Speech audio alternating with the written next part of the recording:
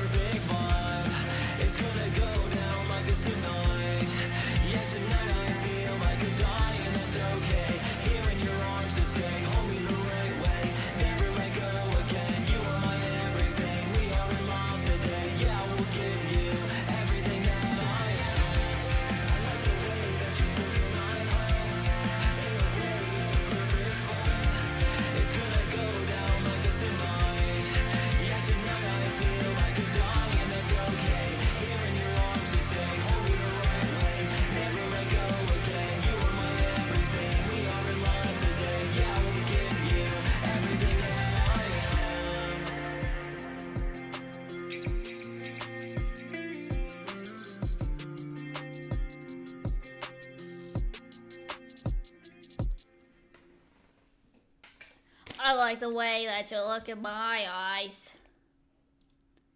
Either way, it's a perfect. Just leave my Twitter DMs open for stream. Yo!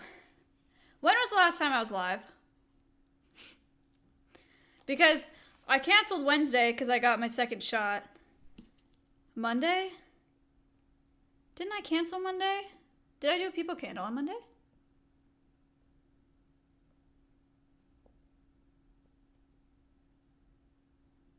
The painting. Oh, yeah. That's right. The Alvea stream was actually the last one. Man, I feel like I haven't been live forever. People pog, wow. I have a lot of updates. Was the bunny right? What?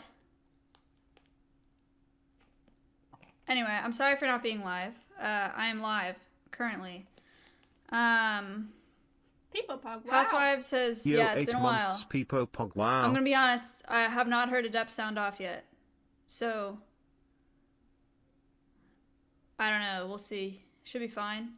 Housewives today is with Dr. K's wife. They're doing a mental health May. So, that'll be pretty neat. I'm excited about that. And then everybody else, we're starting at 7. Assuming Adept is awake. Otherwise, I'm not really sure what to say. How's Orion? He's good. He's pretty much lost vision in that eye, though. The earliest appointment I could get for him was the 20th. But I can still fly him. I talked to my sponsor, and he knows people that took game with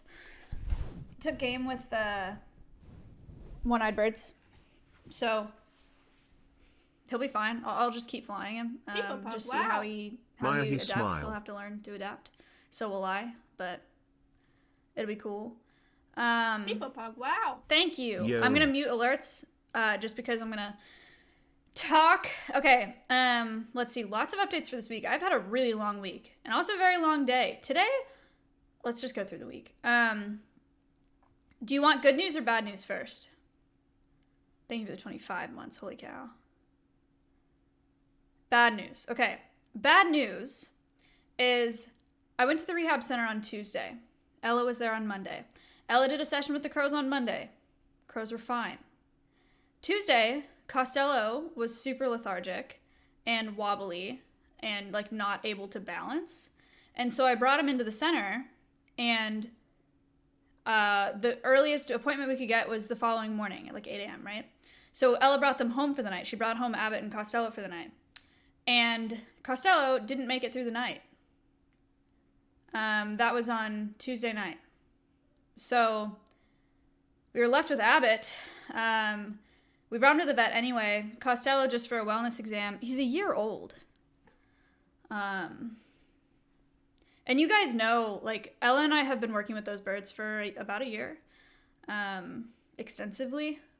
It's our first training project that we did together. We've put in an absurd amount of hours into those birds. Taught them both to fly. Literally taught them to fly. Taught them fist-to-fist flights and taught them crating behaviors. We taught them both how to weigh themselves, to use the scale, whatever. So it was like a huge blow. And also really hard for Abbott because they're super social birds and they can't live on their own. Was Costello the one who made baby noise? They both make baby noises. Abbott still does. But anyway, so that happened. They're doing a necropsy at Texas A&M, and we will find out within 3 weeks what happened. My hypothesis is that it's like zinc poisoning or something, because he has no physical injuries whatsoever. So I really have no idea what happened. Yeah, prior to seeing them on Tuesday, I hadn't worked with them in at least a week because I'm not at the rehab center. Ella's there 6 days a week, so Ella does all the sessions with them now. But yeah, still super shit. Like I said before, when I've had bad news with animals, exotics are just hard, man. Like the animals that aren't supposed to be kept in captivity, they just, like, shit just happens. It's so shitty. It sucks really bad. So that was early on in the week. That was really hard. So we'll find out within 3 weeks what happened to him.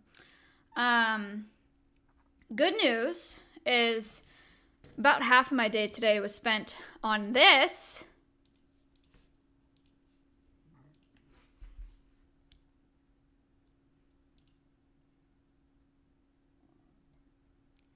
This is Serrano, and this is jalapeno.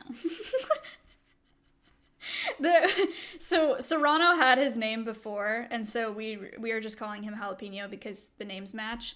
Jalapeno only has 3/4 of an ear for whatever reason, just cut off on the top. They were both rescued from auction yards, so otherwise slaughterhouse donkeys, dog food donkeys. Serrano was rescued about a year ago. Jalapeno was rescued maybe about a month ago with the group of 40 that we raised money. Actually, he was one of the ones that we raised money for on one stream that I did at the facility so that they could go rescue them. So they met today. I have yet to touch them. Yeah, they do buy them from auction.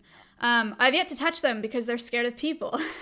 Not only are they not haltered, they don't know anything about halters and they've never had a halter on, but you can't even touch them. So me and Ella had to herd him into a little holding pen today, and we had to herd him into a separate corral. I had a equine transporter come and do it with me because I'm just terrible at backing a trailer.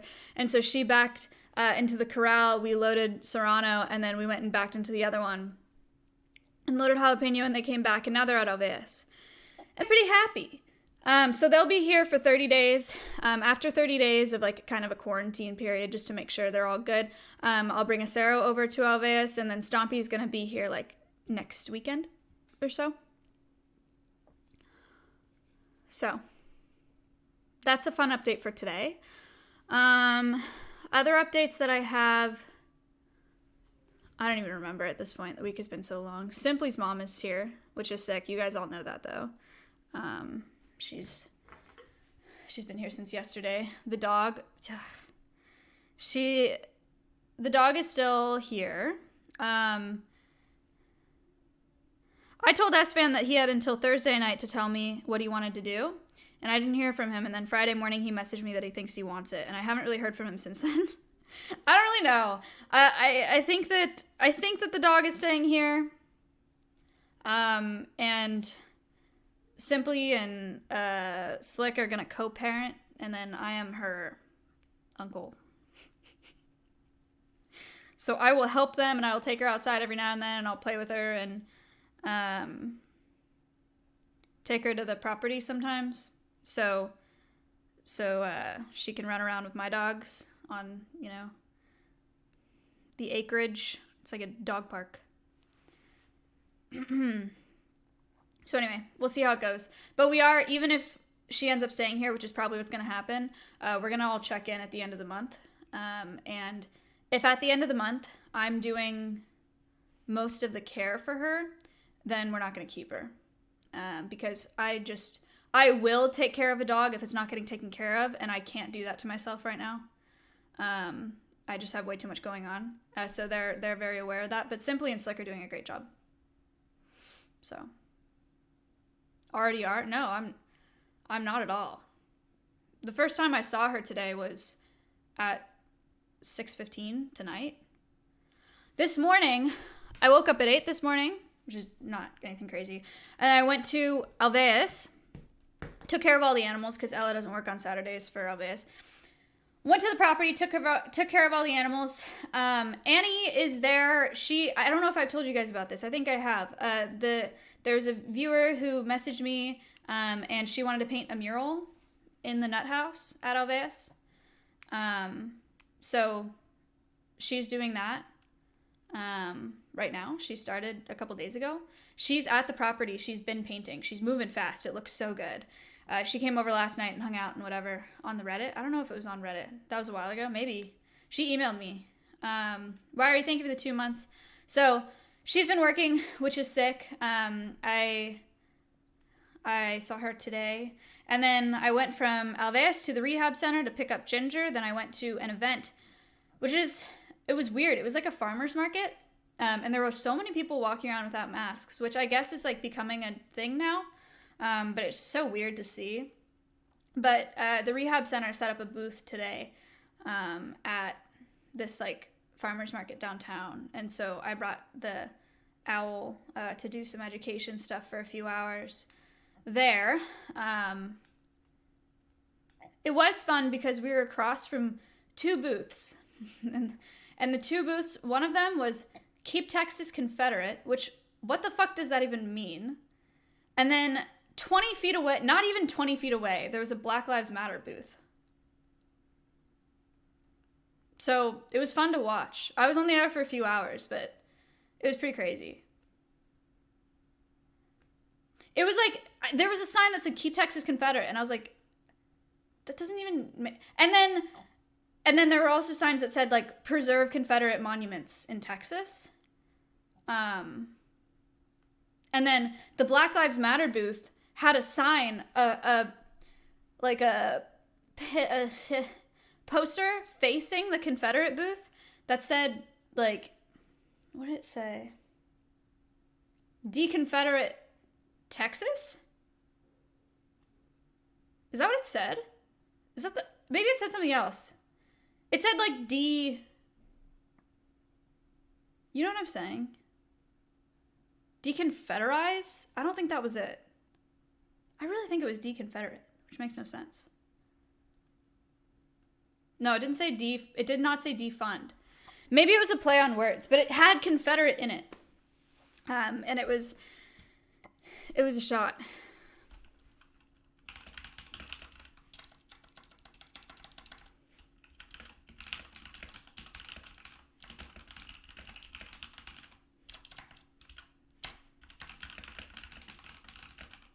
Anyway, so that was that. Does your shirt say Sag? Yeah, it does. It's Layla's merch. She dropped it off for me yesterday. She gave me this and a sweatshirt and a t-shirt. It's cute. I like it. Thank you for the 6 months. Bad vibes on that shirt. Yeah, I guess. Layla, Leyla on Twitch. Layla.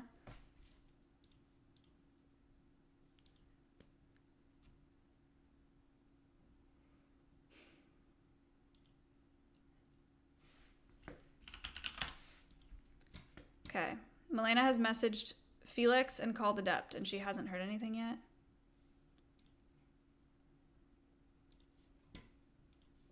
Like, there's no way.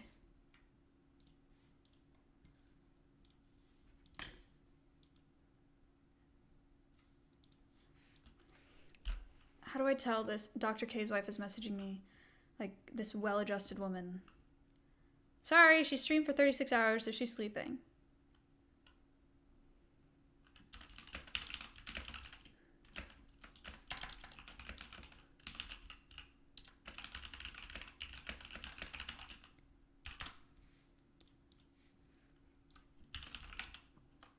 Whoops.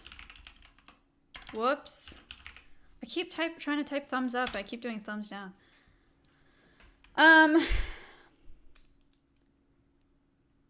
All right, we'll see. I don't know. Anyway, so there was that. There was also a sign. It doesn't matter. Anyway, I did that today, and then after that, I went to load up the donkeys, and then we trailered the donkeys to Alveus, and then I came back here, and now I'm here.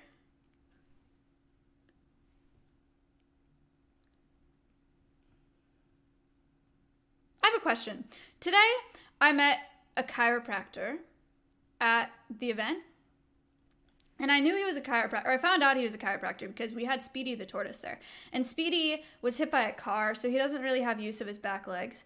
And he was feeling Speedy, like the back of his shell, for a really long time, just like symmetrically with his hands. And I was like, what is this man doing?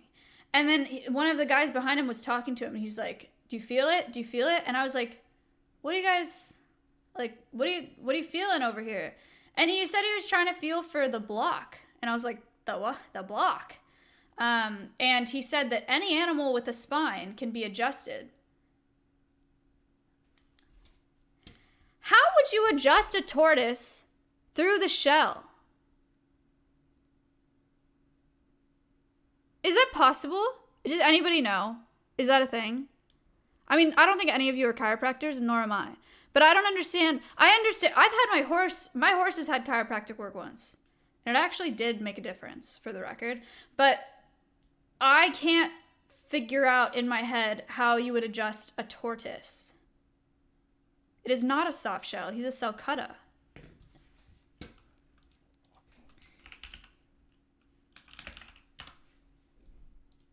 He's this. How would you adjust this?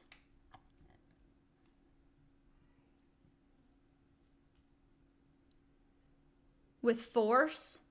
Hammer and nails. All right.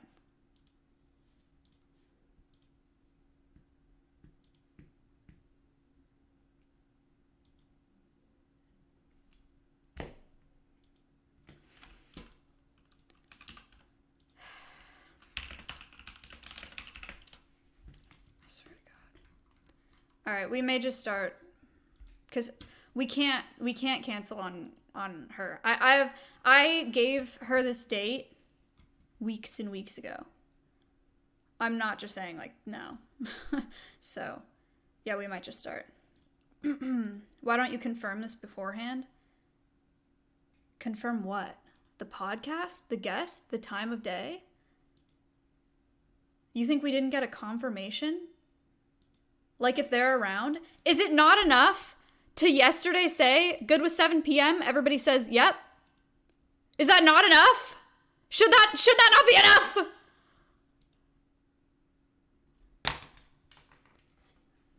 Please.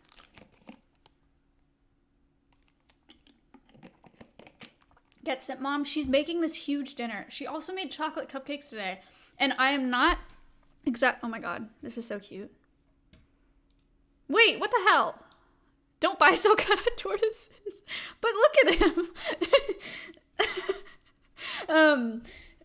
She made chocolate cupcakes today, and they are the best chocolate cupcakes I've ever had in my life.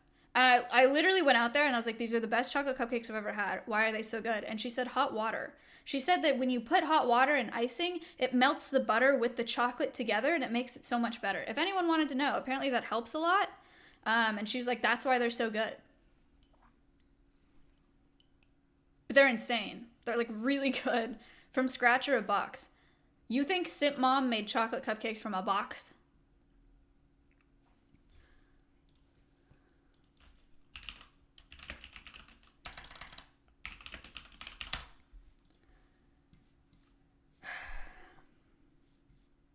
All right, I'm making a group without Adept.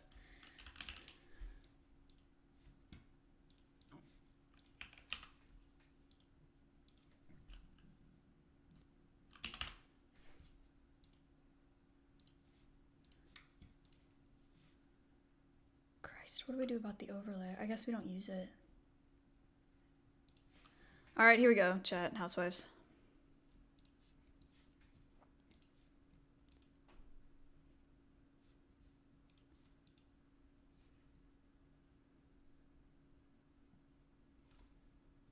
Look in my...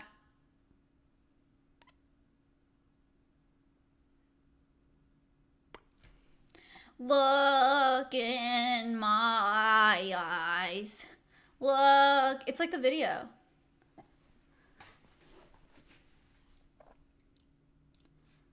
Neither of them picked up! Ah!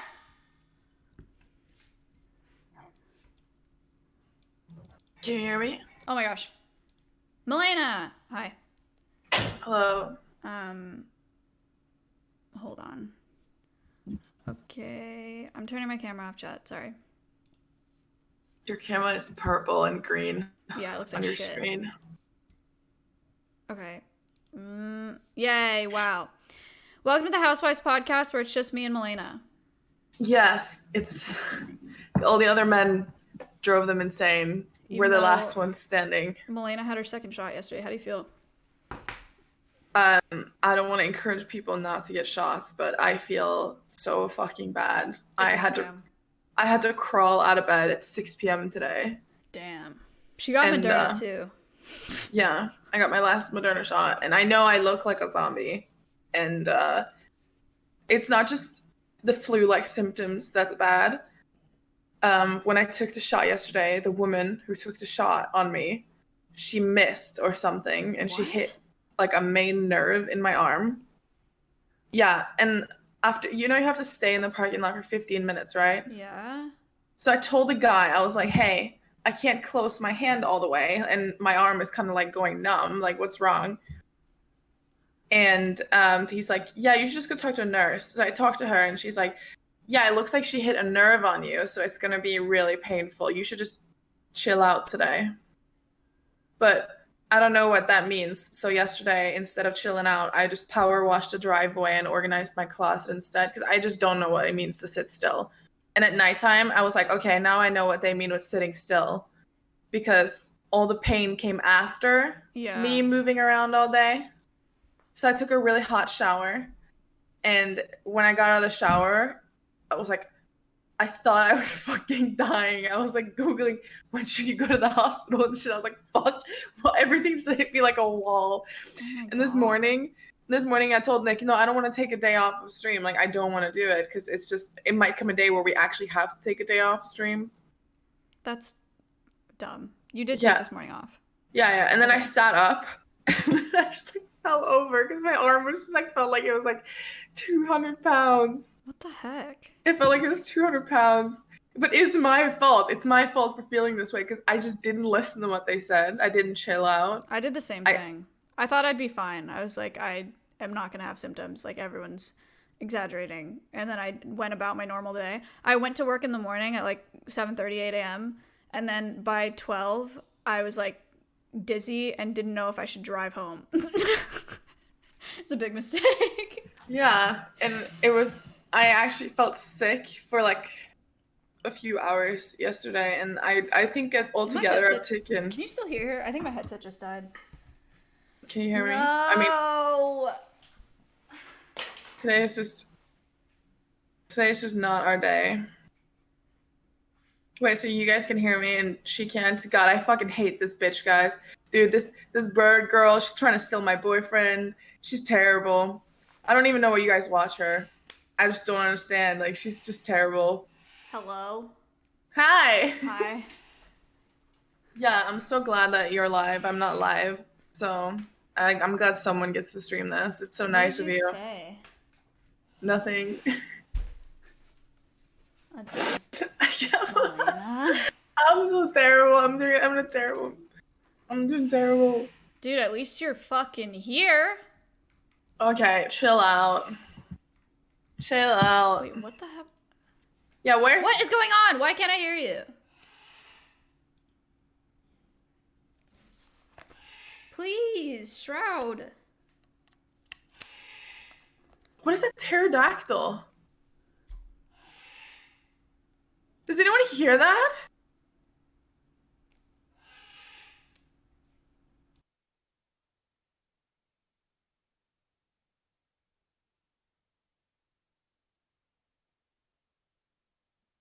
Hold on, chat. Cool. Is Miskiff taking a cold shower or something? What is that? Does the emu talk?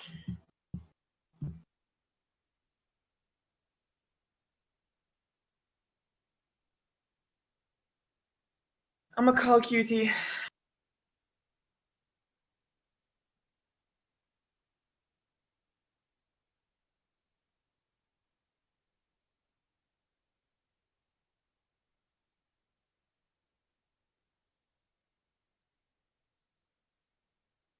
My mic is muted, sorry. My fucking god.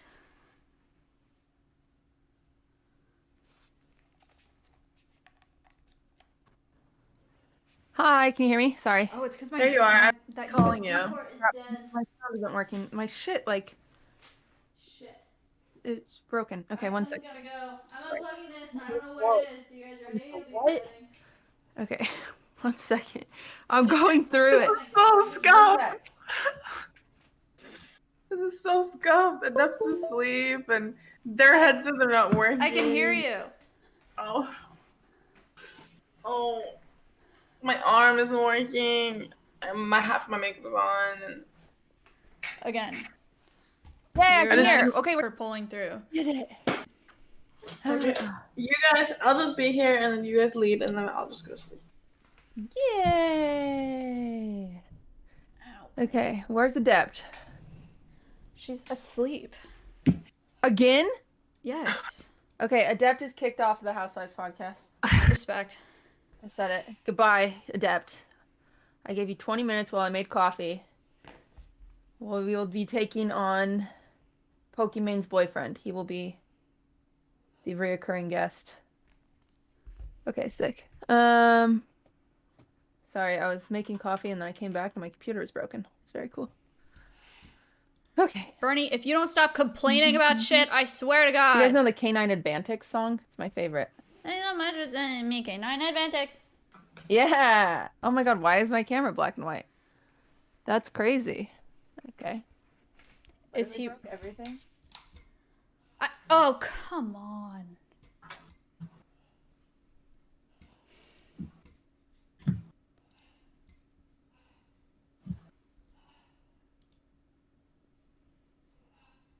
Okay. Why is my gray? It looks kind of cool. You look like Evanescence. This is not ideal. I don't want to be gray.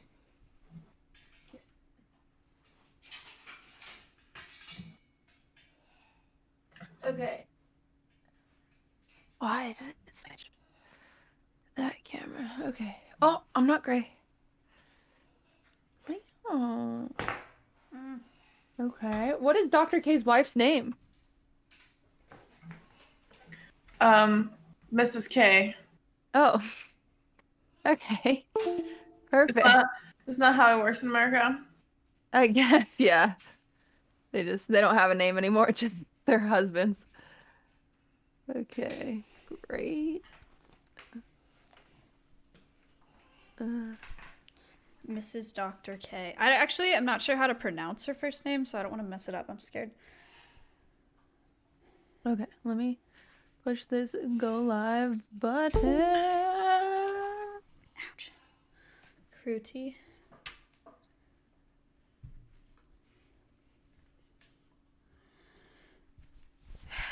Can we get Michaela back instead of Elena? I mean, you can ask her. Go ahead. Then maybe I could go back to bed since my arm isn't working. So how about you go fuck yourself? True. True, guys. Welcome to Okay. the Housewives podcast. Go fuck Maybe yourself. one day you'll be invited to a podcast with friends, but I doubt it. I doubt it. We're never inviting that guy. Wait, who? Okay. Whoever she's yelling at. Damn it, this isn't the right screen either. Let me properly plug. Okay, so today, so one of the reasons that we scheduled now instead of sooner is because Dr. K and Kruti are founding a nonprofit. They're spinning off a nonprofit called the Healthy Gamer Foundation, and they're doing Mental Health May fundraising. So it is. Oh, it's Kruthi. Oh, she did say. She said it's Ruthie, but with a K. Kruthi. Kruthi. Okay. Ruthie. So let's see. This is cool, actually. I should just pull up this website. I will at some point. During the worst 12 months of mental health on record, millions of people have found a way forward with Healthy Gamer, a mission-driven mental health startup that serves the gaming community. That's so cool. So they started in 2019, focused on creating subclinical mental health solutions through content, coaching, and community. Very cool. All right. I did one. I did that. I did the coaching program for 8 weeks. Really? Yeah. That's cool. Wait, we should talk about it with great. her. Are you guys, should I add her? Are you guys ready? Yeah. Let me fix my fucking... Do you guys have things like, because I've been asleep for 20 hours. Are you guys more prepared for this than what I am? Do you know what to talk about and stuff? Huh? Not particularly. Sorry? Okay, so we're just gonna wing it. Pretty much. Oh, I feel great about it. Yeah. We're just gonna wing this. I'm the best winger on this side of Mississippi. Okay, I'll let you guys about me. leave it because I've been asleep for 20 hours. I'm not kidding. I For woke the up at record, 6. Milena just got the second vaccine shot. And so that's why she is tired. But don't worry, Maya's here. She touched a donkey today, and I got coffee, and Dr. K's wife's coming, so we're great. All right. Adept's asleep, but... All right, I'm going to add her. All right. Hello, Nick. Hello! Hi. Oh my gosh, how are you? I'm so good. How are y'all? Good. We just did a really not so great introduction of you Yes. and of Mental Health May. If you want to do your own introduction and tell us a little bit about you guys' nonprofit, that'd be sick. Well, it's so good to meet you, ladies. And yeah, totally. So I'm Kruti Kanogia, co-founder and CEO of Healthy Gamer, also known as Mrs. K. And it's a big month for us because this is 1 year, right? Last May, we did this crazy fundraiser. We were thinking, oh, maybe we'll get $5,000 and see what happens. Maybe Olive and I will throw in the towel. We tried, and it didn't go anywhere. And then we kind of accidentally raised $100,000. Yeah! And they were like, all right, we're doing it. That's basically an angel round, right? Like, that's basically what you would ask for if you were to go out and say, like, I'm going to start a pizza business or whatever. And then we just poured it into everything Healthy Gamer and just looked at, what's missing in mental health. It's too expensive. Okay, we'll make it affordable. It takes forever to get in. Okay, we'll make it easy to get in. It's too many boomers. Okay, we're going to make it pure. So believe it or not, 60% of psychiatrists are over the age of 55. That doesn't surprise me that I much. didn't know that, actually. But yeah, it makes sense. So when we just kind of looked into it, I was like, okay, here's the strategy. Here's the way forward. And it turns out it works. It's well evidenced that it's kind of like, AA is like, your sponsor isn't a psychiatrist, right? Your sponsor is just somebody that's been there, done that. And so there's a lot of evidence kind of around peer coaching. I'm on Olive's computer, so if things just start beeping, let me know, and I'll try to figure out how to So far, so turn good. it off. So far, so good, yeah. His Discord is basically a mental health ambulance, like the call center. Oh gosh. Yeah. So yeah, and then here we are a year later. We just crossed 5,000 clients, 20,000 sessions. 5,000 clients. Wow, that's so cool. This is so exciting. This is so lot. great. in 65 countries, and that's the other thing. It's like, oh, mental health is broken everywhere. Okay, we can do that. We can help. And then we just kind of realized, this is a company, so things that can't sustain without like some sort of revenue behind it, I don't want to kill that. So then we were like, all right, well, it's been a year. Let's spin it out into a foundation. And it's the foundation's more about changing the meta, about kind of like, why are all the psychiatrists about to retire? What can we do about that? Why is it broken in so many ways in so many countries? What can we do about that? Yeah, just I think it's great. I think it's cool. Well, what's a little bit about you? Because I know you're a lot of behind the scenes, right? You're not on stream very often. You're kind of yeah. So, what's some fun thing about you introducing yourself outside of the foundation? Sure. My life recently has just been kids Bollywood dancing and Ooh. and just kind of healthy gamer. So what I guess what my quality time with the kids is, especially when Alex's not around, is really just kind of turning on some Bollywood music and dancing around. And dancing. That's awesome. I love that. And how many kids do you guys have? We've got 2 girls, 3 and 5. So they're like, oh my goodness. Yeah, they're fun. That's a handful for sure. Well, that's Oh so my exciting. I was just telling Maya that I did the Healthy Gamer coaching. Yeah. So I did it for an 8-week. I did an 8-week program. Awesome. Oh, I hope it was good for you. Yeah, it was great. I recommend it to everyone. I didn't realize you make it free for partners. Right. Yeah, I paid for it, and then they were like, "Oh, you didn't need to do that. Do you want a refund?" And I was like, "No, pay for someone else's." Just like that's so crazy. It's so crazy that you guys do that. It's so sweet. So, guys, if you need help in any sort of way with your mental health, we're making it cool to talk about, and everybody needs it. So they make it very, very approachable, and it's great. It's so amazing. The fact like all of my appointments when I was in the program were on Discord. Like. Hello? How great is that? That's really nice and convenient because you can just do it from home because we're on the computer all day anyway.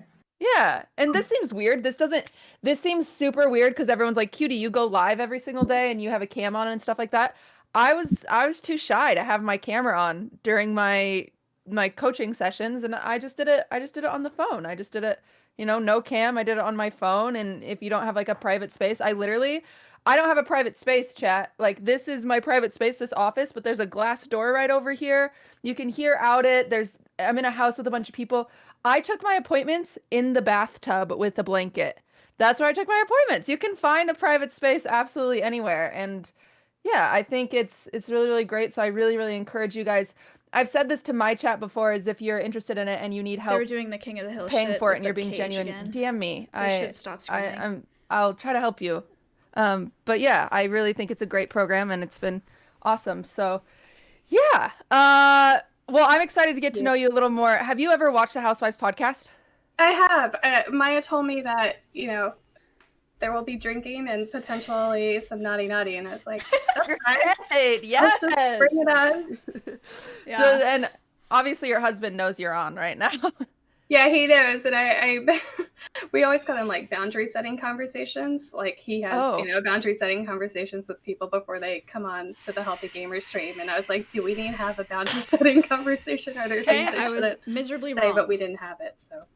Oh, well, good. Well, we'll start off easy. Don't worry. This is all. There's no boundaries. We don't have really boundaries. Yeah, we don't have boundaries. Right. But the whole point of the Housewives podcast is we are our own women, and we're sick of being in our men's shadows just because they have more viewers and blah blah blah blah blah. And so we want to learn about you, and we want to learn about fun stuff like that. But first, starting because you are Dr. K's wife, and he is you are the housewife of him. How did you guys meet?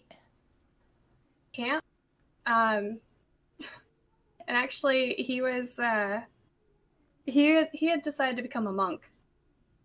And so I was like, oh, it was like a non-threatening kind of like, we can just hang. And then I was like, oh, okay, so you're not going to be a monk. Oh my God. Yeah. I didn't know that. Yeah. So wait, what kind of camp it cut out at the beginning? This was like it was a camp, kind of religious, cultural, more cultural, and for like Hindu American kids. And it's in Texas. It's in small town Texas. So it's kind of nice because when you're growing up, like I'm in Victoria, Texas right now, and it's like cattle country. You know what I mean? So it's just kind of nice to kind of be around other people where, like, especially when you grow up feeling so much on the outside.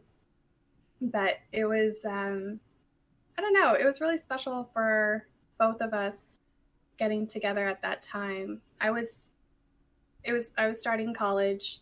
He had just decided to become a monk, and Oh my god, that is just that's so crazy. That's so crazy. he let me do his eyebrows, and I was like, I think I love you.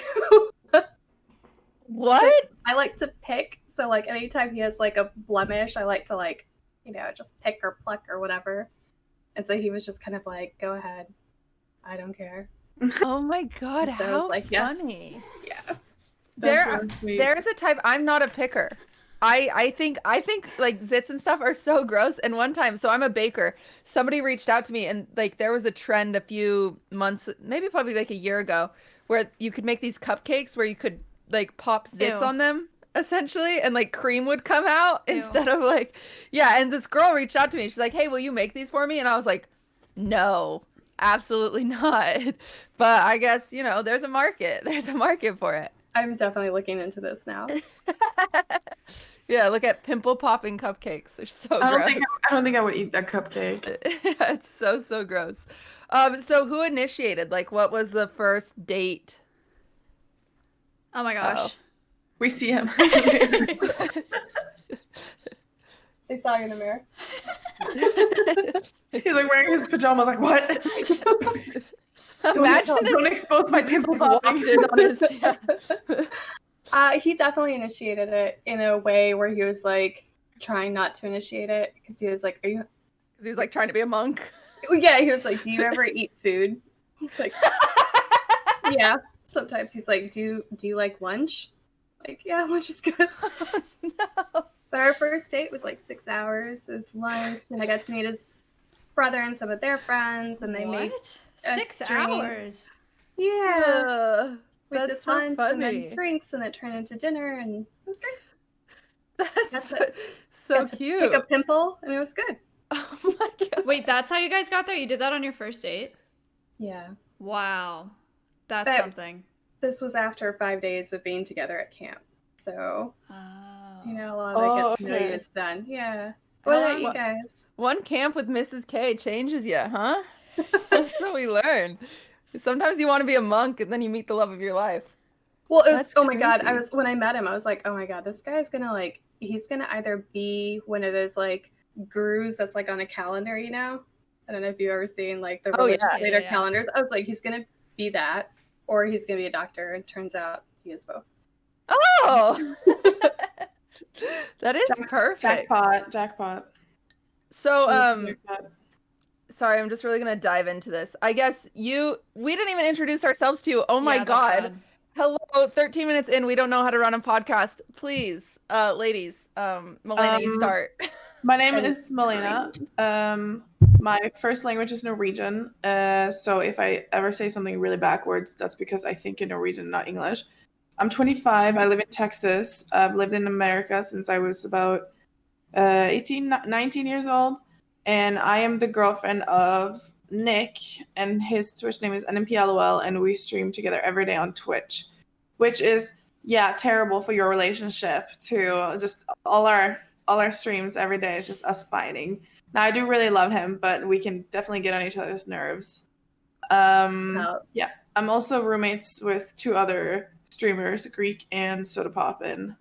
And we're in Soda Poppin's kitchen every day just screaming at each other. So yeah, that's fun. We should probably join one of your programs. That'd be really interesting. That would be really interesting. That would be interesting, actually. You've done a couple episode before, right? No. You No, I'm saying should. Mrs. K. Has Dr. K done a couple episode before? Friday, actually, if you're free. Oh. Oh. I'm 100% too scared to do that because that would get like too serious. But I'll bring it up to Nick, but I that's the thing. It would get too real too fast, and I am not one to put my actual problems on display. Fair. And also one more thing, I had my second COVID shot yesterday, so that's why I look and feel like this, and I just woke up, so I'm sorry.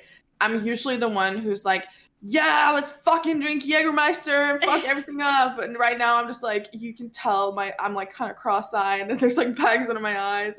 I just woke up and I'm sorry for my appearance and everything like that. So I am yeah, sunburned. Shut up. Sorry, my chat is saying that I'm red. I got sunburned today. Okay, everybody can relax. Thank you for telling me. I feel like we've met before. Have we not met? I feel like I know you too.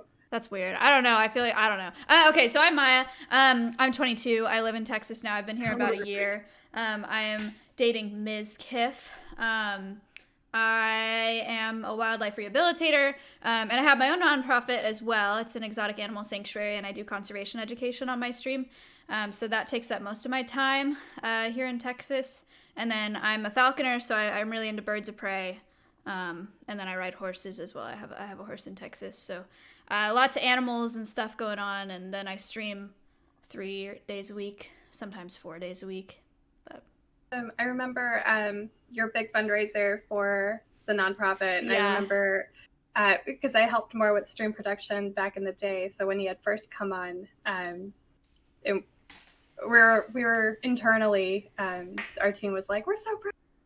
Oh yeah, that's right. Aw. I saw the clip of that. That was nice. Yeah, it was crazy. I didn't expect it to go like that, but it was cool. And that's why I don't have hair, because I shaved my head at 500K, so it's growing back Good slowly. incentive. Love Yeah. it. Yeah. Yeah. Makes the headphone situation easier, though, I imagine. It does. It does. Getting ready in general. Also true. Do you miss it? Your hair? Yes. Well, Okay. I don't miss. It's gonna be nice for summer, but I do miss being able to do different things to it. Because Yeah. you can like put it up and it's a look, or you can like curl it and it's a look. I don't have like I have one. You know? don't have looks. Yeah. is Wait, have you kind of tried bad. any wigs? Like really nice ones? Never. No, I love really nice wigs. I should get one. If I ever shaved my head, I would just like wear a different wig every day. Nice. When wigs are done correctly, they're so cool. They look so great. They do. Do you have any animals, Miss K? No, we're Alec wanted a cat, and I was like, no. No. We can't. We cannot take on a single additional thing. How many kids do you have? We have 2 girls, Okay. 3 and 5. So between that, the business, the stream, like all the books that he's writing, and like just Oh my trying to have goodness. a life, I feel like any That's animal would plenty. not be well served in our house. That's so Um, fair. Yeah. I feel like you're so close to being able to do looks with the short hair, though. Yeah, I Like, did the spike it up in the colors and- bathtub yesterday, I- so it's that long now. So it's But a little crazy. Mine got a little Yeah. crazy. Yeah. but when it's dry, it's not quite there yet. that It is baby getting like a length. little bit of Yeah. baby mohawk. Cutie, you want to Nice. introduce yourself? Or Yes. did you already? No. I Okay. haven't yet. I've just been talking. Sorry, I had my coffee, so I'm very talkative. Yay. Also, I wake up every day at 1 p.m. Why? and then I take like a Why? really long time warming up for the day. And so by the time I stream at 6 p.m., I'm like, I'm ready. But so sorry if I'm being a little rambunctious. But my name's Cutie Cinderella, also Blair. It's Miley. I hate that I always go after Maya, and Maya lists all these crazy, amazing things that she does, and then I'm like, I bake cookies sometimes. But that's what I do. I bake cookies sometimes, and I stream almost every day. Ludwig's my boyfriend. He just did a subathon where he streamed for 31 days. Which I'm surprised we didn't reach out for couples therapy after that one. But we're good. We're chilling. But yeah, that's kind of all I do. I'm not very cool, but I didn't get my COVID shot yesterday, so I'm wide awake. To differ, I think you are all charming and lovely, and I'm very happy to be Oh, you're so sweet. chatting with you guys. Yeah, this is exciting. good. And then we also usually have Adept, who is XQC's boyfriend. Girlfriend. XQC's girlfriend. Sorry. Yeah. Roommate. Roommate. Sorry. Right. Okay. They're roommates. Adept is supposed to be here. She has an addiction. Can we do an intervention? Is that something? Has Dr. K ever done an intervention? I think he's probably done clinical interventions. Yeah, we But should probably she need to needs set, that. we need She to needs set one of that. those Yeah. up. She is officially addicted to a video A video game. game. And Nice. She did a 31-hour stream of her playing the game yesterday. And we canceled the last podcast because she was asleep because she had done how many hours? 20? 30. 30 I think last another time 31. Yeah, uh-huh. So that's why she's asleep now. It's fine. We'll deal with it. I'm coming to Texas soon. We'll just pull her in a room. Yeah. We need to talk to you. That's sick. Based, cutie. I'm in California. Nice. Okay, cool. Yeah, I'm very sad because all my friends are in Texas, but that's okay. But she's visiting here. She's visiting here very soon. I'm really excited. So, and then the whole week that they're here, I'm gonna honey dick them into like believing that it's amazing here. So they're gonna want to move here. I'm gonna just drive them around, show them all the nicest places, like drive around all the places that are not nice, and then my goal is to get them to want to move here. I already want to. You already have me sold. I don't. I feel like Excel Austin's incredible. Yeah, I really like it here. There's a lot of cool things. Everybody. Lakes and everything. It's just humid. It's terribly humid. Your hair just like when you go outside, you end up looking like Hermione in the first Harry Potter movie every single day. So Well, I might pull a Maya and just remove it all. At least do it for money. Yeah. Yeah, don't do it for free, man. Well, okay, so you told us about how you met. You kind of told us about your first date. Can we hear about number one, how long have you guys been together? 10-year wedding anniversary in June.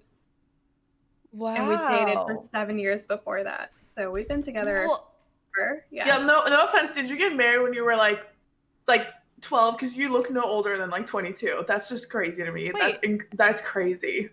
You look so young. Thank you. No, I'm not 22. Oh, Cute.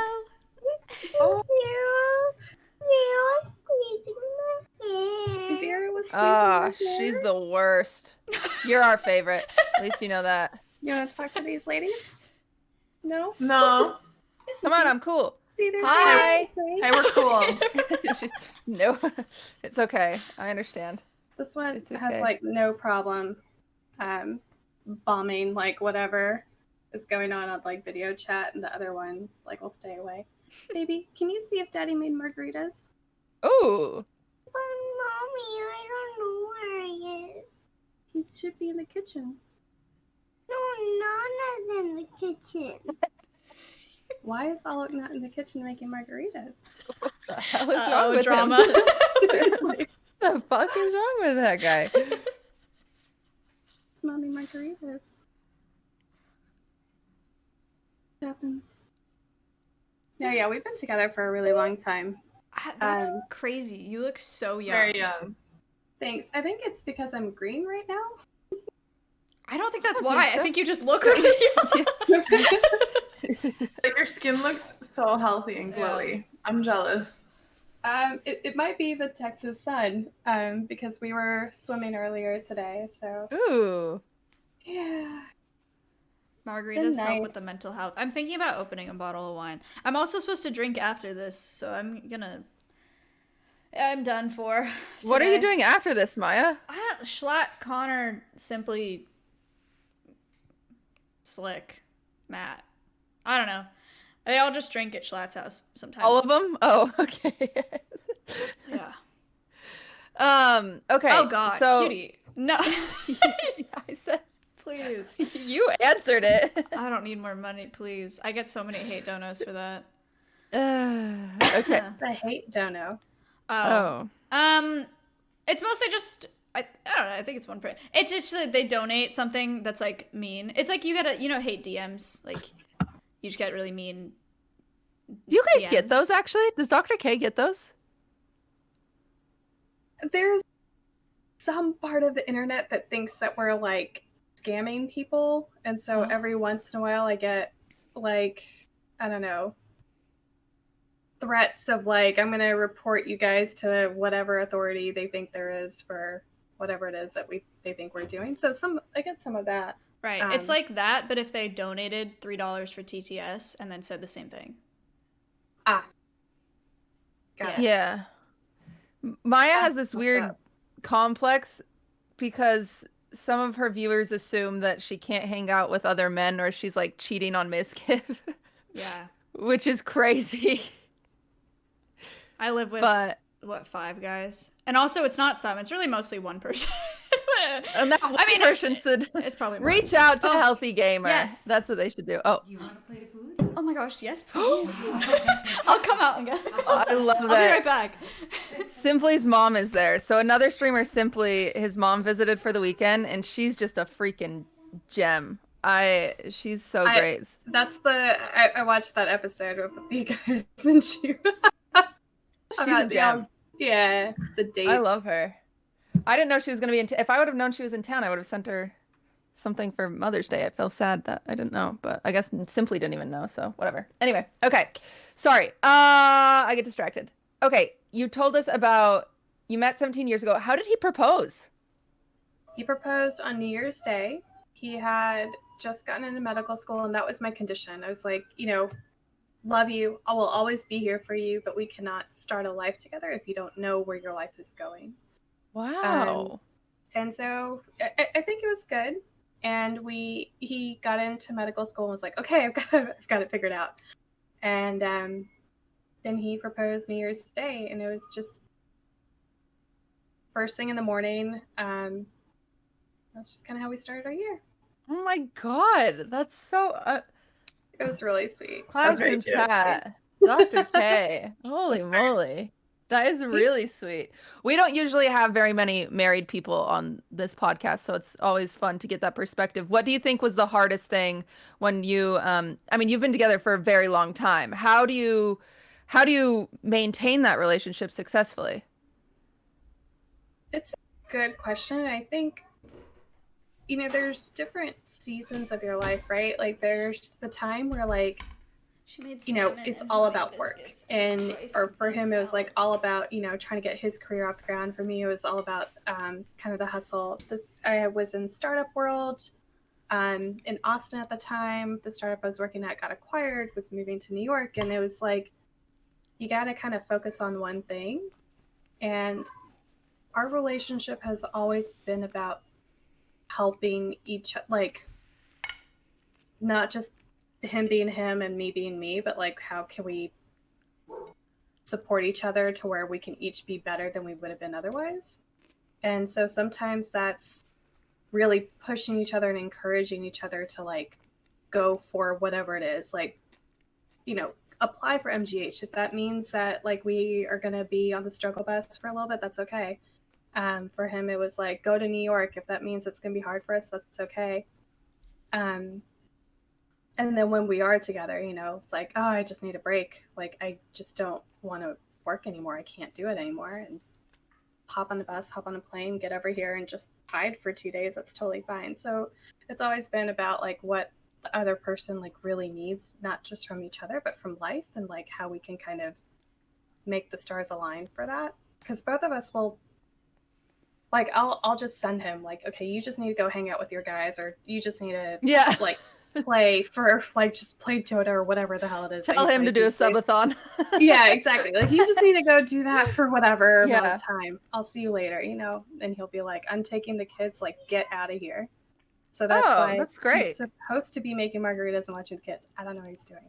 Drama.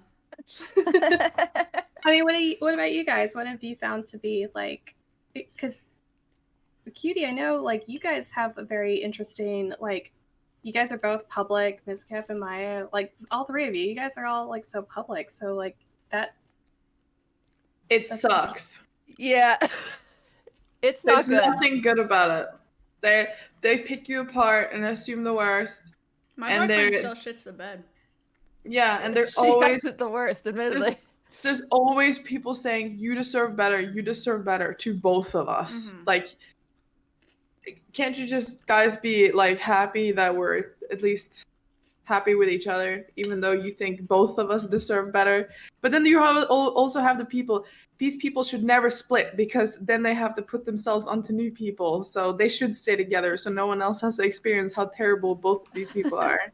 God forbid anyone breaks up and then gets with someone else later, and the community can never live down the first person.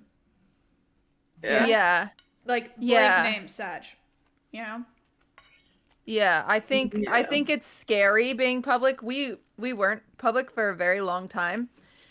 And I think there's benefits, like it's also scary not to be public because then people assume things like, you know, if I wasn't Ludwig's girlfriend, then people would be like, "Oh, he's flirting with Pokimane or whatever, you know, whatever, like just any person." And so that's exhausting. It is kind of a lose-lose situation. That's why I finally was just like, okay, like fuck it, like we can just say, but there are definitely more cons than pros. I mean, the biggest pro is like sometimes people make fan art of the two of you and it's cute. But the cons are hard. I get a lot of DMs, like even just people comparing us. Because like I said, he's a much bigger streamer than me, so people will come into my chat and they'll say like, "Oh, no wonder Ludwig has more views than you. You're awful." And I'm like, "Wow, maybe you just have different taste in content because I don't play Pokemon," and like, you know, like just like stuff like that. So it's definitely difficult. It's exhausting. Do people see you guys as extensions of your partners? Yeah. Yeah, kind of. I mean, I don't know. Yeah, you get the feeling sometimes that people only watch you. Like, I get a lot of, like, if I'm live before Matt, and then Miz goes live, and then people are like, Mizkif live, bye. You know? It's like they're only watching you because they watch Mizkif, and they're like, they want to be, like, more immersed in his life or something, you know? And then it's kind of just like you're an accessory to that content. So that exists, but, you know, you just gotta carve out your own lane, I guess. I've said this before, I think, but it was a weird struggle for me because I was the bigger streamer when we first met. So when we first met, I had like 1,000 viewers and he had like 300. And in every relationship I've ever been in, I've always been the one like more of the breadwinner. I've always been like the more successful, whatever, you know? And that has totally shifted in this relationship. And now to have something that was like so defining of me to be like the more successful one or whatever, to be so far from true. And then for thousands of people to come in my chat and be like, Ludwig waiting room, or you're only famous because of Ludwig, or people only watch you. And it's just like, shoot, you know, like it's very, it's sad. It's exhausting, but it's okay. That I kind of relate to that because, so I paid the bills, right? Like the reason why we were able to buy like our first house when Alec was in residency and stuff was because of my career. And then we had kids. And then I became the mother of his children. And then he was in residency. And so I was always, then we became Dr. and Mrs. Yeah. You know, and I was like, oh, here we go. And then like we started Healthy Gamers. So I am so behind the scenes, and it's like, don't think that you guys know that this wouldn't exist without me. Like this would be a book without me, you know? Yeah, no, I think it's important. That's the point of this show, is just to give some perspective of like, because we know, every single one of us, we know how much you do because we know how much we do. And so it's yeah, take all the fucking credit in the world. Like, you deserve it. Like, we all know you work hard. Just because you're like behind the scenes doesn't mean that you're not doing anything. And I think it takes a village. It does take a village. And I've said this before, there's a lot of people who wouldn't be there where they are today unless they had people doing the stuff behind the scenes, because then they had the focus and time to focus on what they're doing best, and that's why they succeeded. Like several streamers, there's so many streamers that wouldn't be where they are today if they had to take 5-6 hours a day and do the errands, the real life stuff, and pay the bills and behind the scenes paperwork, write contracts, just day-to-day life, and they could instead spend 10 to 12 hours a day streaming. This is the best biscuit I've ever had in my life. And they wouldn't be worn down. It really is. Yeah, it's a cheddar biscuit and it's still warm. Like I noticed this even like early on, like so when Alec was a resident, you know, he could invite the superiors over for dinner in a way that, like, you know, the the 26-year-old girl that is single would not have been able to just invite over like this like 65-year-old man, right? Like to come over for dinner, but he was able to. Oh, And that's so interesting. yeah, and so like there are these like small advantages that they had that I didn't realize it at the time, but I was like, now that I'm thinking about it, it's like, oh, you had a wife at home that made you not threatening to bring over your boss and his wife for dinner, and like you had the space, right? Like you had a house. Everybody else is like living in an apartment. Like just the power of having a partner Wow, is so yeah. much. Being That is established early, yeah, fascinating. probably helped a lot. Yeah, just having like that competitive advantage is huge. Yeah. I'm so sorry. I just feel so bad. Like I'm not trying to like be a vibe killer or anything, but ooh, yeah, I feel trashy. So sorry. Do you need to leave, Milena? Absolutely not. I'm fine, but I wish that I could give more of myself. Oh But no, I feel like you've been doing great. You've been contributing for as bad been as you awake. feel. Absolutely been awake. You're but doing great, Milena. Don't give Great. yourself credit. I'm You're doing sorry. awesome. So how has streaming affected your relationship? Ooh. I always knock before I go into his office now. Smart. Smart. Yeah. It's Smart. just barge in. I think it's hard. So because of who Alok is, he's like, I don't read comments, and like he's able to dissociate in a way that is like kind of not human. Ludwig's the same way, actually. So it's interesting. Yeah. Yeah. And I remember their conversation. Like they're just kind of on a different wavelength, like semi-monkish, right? Where it's like, oh, what is reality? I don't even care. It doesn't matter. No, Yeah. this is real. Yeah. Mhm. I'm not like that. It's like No.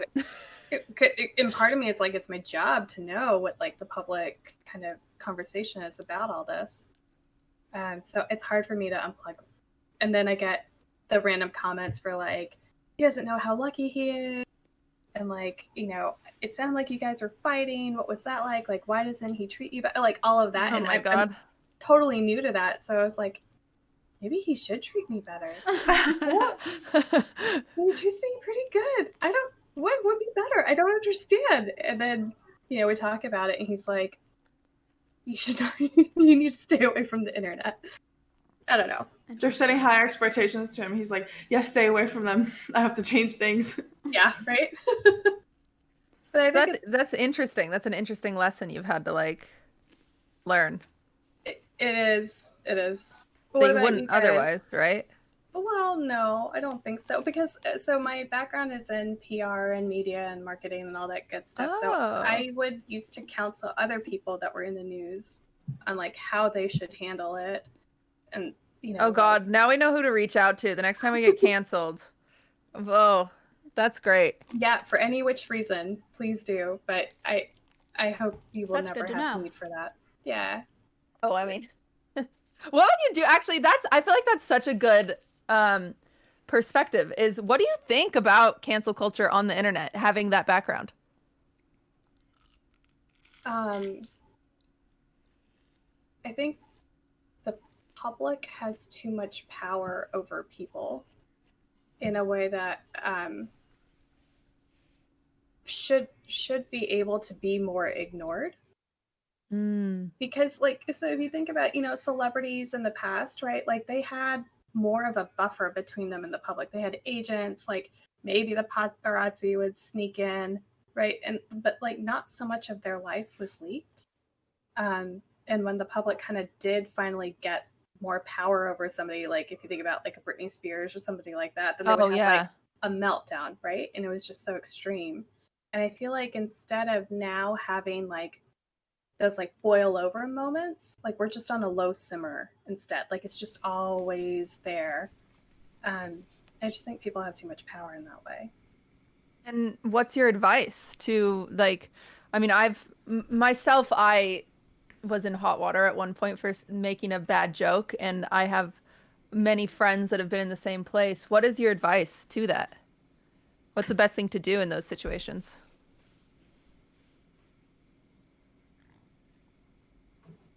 Being too general, I think it's about taking away some of the power. Okay. Right. So it's the more you dive into a particular argument, the more power you're giving to the person on the other side, the more ammunition you're giving. But the more you kind of, so if the conversation's going this way and you're just trying to push it down, that becomes too much of a one person's going to win. So the best thing is just to make it go over here. Oh. Distract. Just put something else If it's out innocent, there. I mean, if it's innocent, obviously, it's not like I murdered my family and then I'm trying to hide it. You know, it's like, oh, you made a bad joke. Well, The let's best- say your family deserved to be murdered and you murdered your family, and that's That what makes you're in sense. hot water for. Okay. Yeah. So then maybe True. instead of trying to defend yourself about that, do something else and like just make the conversation about something else. Save an animal shelter. There you go. There we go. We all have the plan now. Yeah. I talked to Schlatt about this last night. He said that he was getting hate for, I don't even remember what. He gets it all the time. He You said know what's something funny? Wait, this is the funniest thing ever. Recently, I've seen Minecraft Stand. So we have this friend. He's a streamer, YouTuber, Jay Schlatt. I guess more of a YouTuber. And he just got a cat. And I've seen people.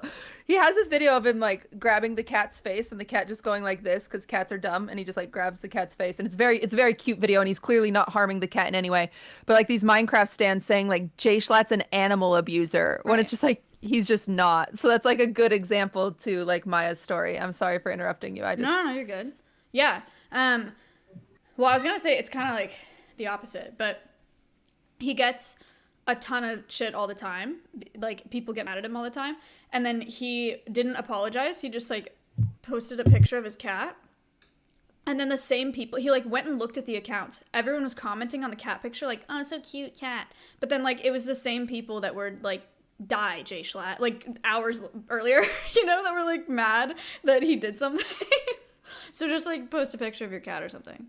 I think that's just parasocial obsessed fuckers that's trying to get attention in any type of way, and they're using the shock factor to where he'll like either like their tweet, say something about it, or even bother or care or show that they acknowledge that they exist. Yeah. And that's really toxic, and that also happens a lot with donos on Twitch or people just saying terrible stuff in the chat.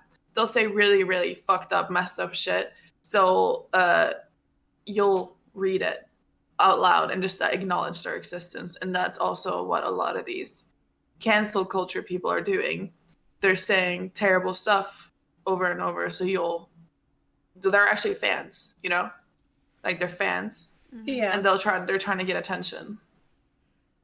I mean, my favorite thing about cancel culture is how like Republicans are really mad about it. I think that might be the funniest thing about it to me. Yeah. Yeah. I think that's funny. So Maya, what did Jay Schlatt say? Like, did he have any advice about it himself? Like, what did he say in regards to that? He just thought it was funny that the same people that tell him to die also think his cat's cute. No, he just thinks it's funny. Schlatt is like, maybe this is a shallow take, but I just feel like you can't get canceled if you don't care. Like, Schlatt just doesn't care, you know? Like, he could actually get canceled and he just wouldn't. You know, you have to kind of have to like make yourself disappear. We've seen people do that to themselves, you know? Yeah, that's true. They get canceled and they leave. But if you just like don't leave, like look at Trisha Paytas, bad example. She's been canceled probably like 100 times without exaggeration. Like she gets canceled for so much and she just doesn't go anywhere. So she still has a platform. There's a difference between getting canceled and actually getting canceled, and I feel like who's a good example of someone who actually got canceled, lost all their sponsorship, their partnerships. I mean, I don't think there's so many. Actually, no, like, you know, like, I don't want to say their name. The guy who lived, Fed. Fed is a good example of someone who actually got canceled, lose your sponsorships, and then also people who get banned off the platform. But if you don't get banned, if you don't lose your sponsorships, if you don't lose your friends or the people around you, the people who sit on social media and talk about you and they're trying to cancel you, they're just an echo chamber. You know? It doesn't actually affect you unless you let it affect you. Right. So if you respond to it, yes, then people think you're actually something's happening. But no, just don't acknowledge that it happens. It is really hard to ignore, because even if it's like 100 people just saying that you suck, it is hard not to reply to that hate, you know? Honestly, I would leave. If I got like canceled for something and everyone hated me for something, I could not come back and just like let that be part of my identity forever. You know, it'd be so annoying.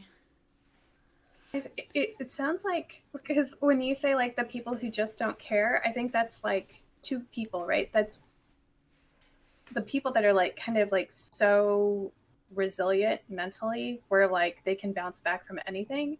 And then it's people that are like so shameless or so like devoid of any kind of like value system or moral compass They at just all, don't where care. they're like, Yeah. yeah.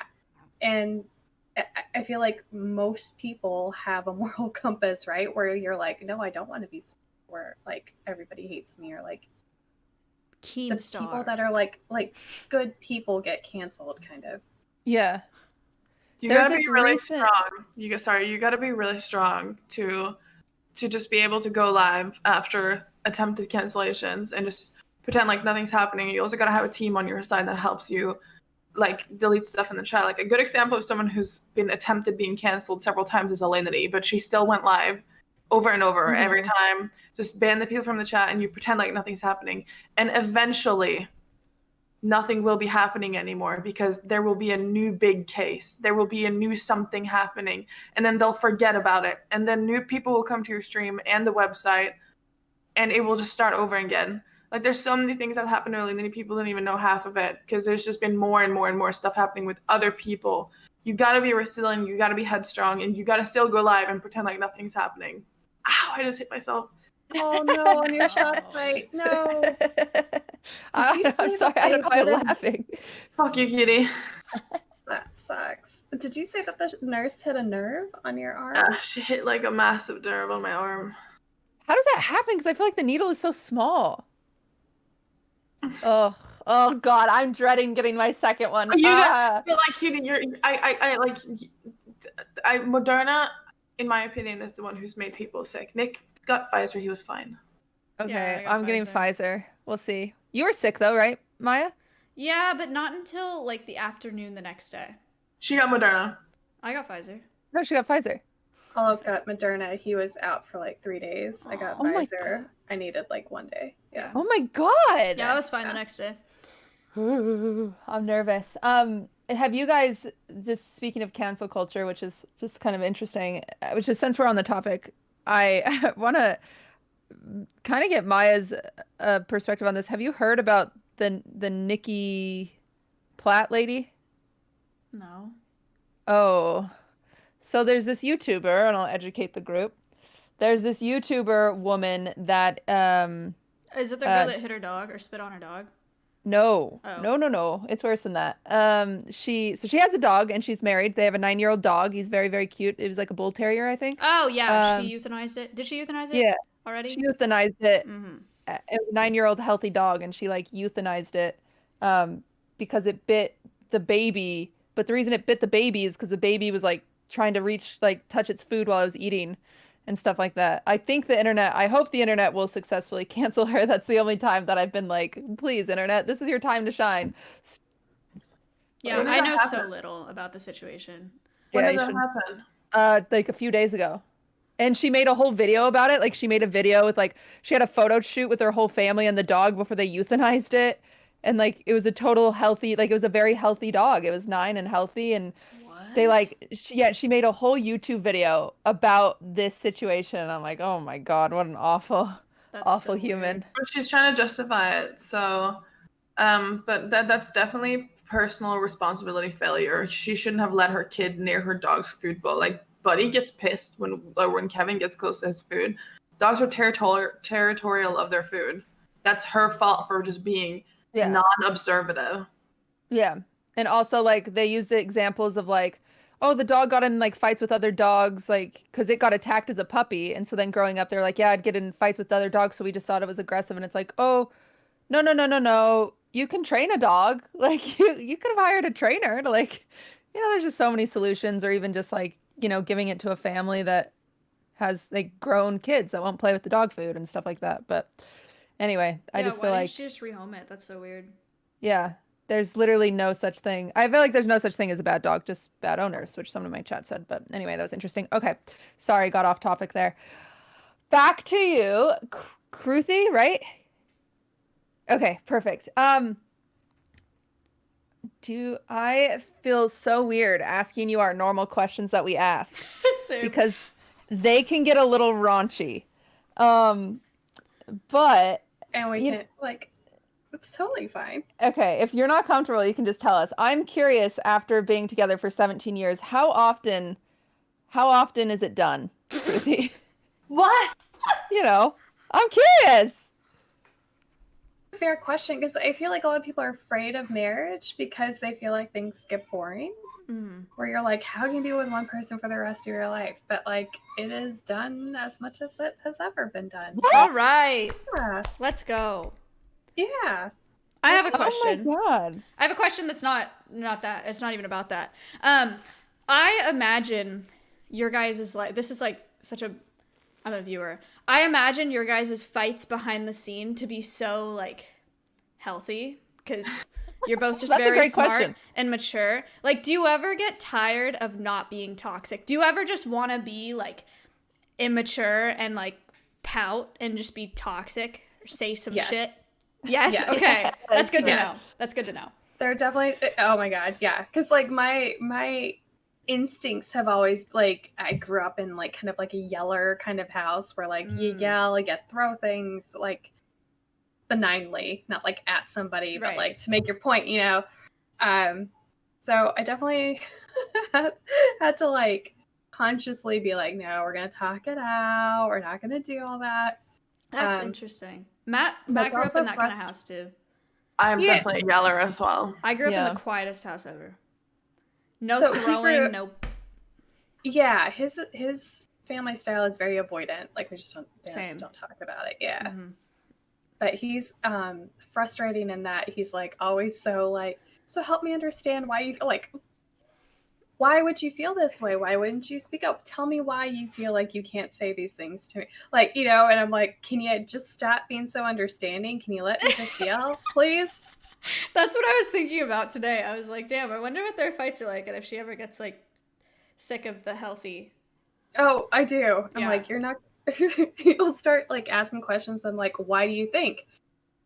And I don't know. We do these like I know where he's going. I'm like, I'm not answering any more of your questions. We're done. We're done with all of the feelings. This is what I need from you. He's like, I okay. think this is a fun question for everyone, but what was the last fight you got into? It's I have to think. I can think Same. of one coming up because I'm like, where's my margarita? I love that. It's like the one night. It's like the one thing you asked him for.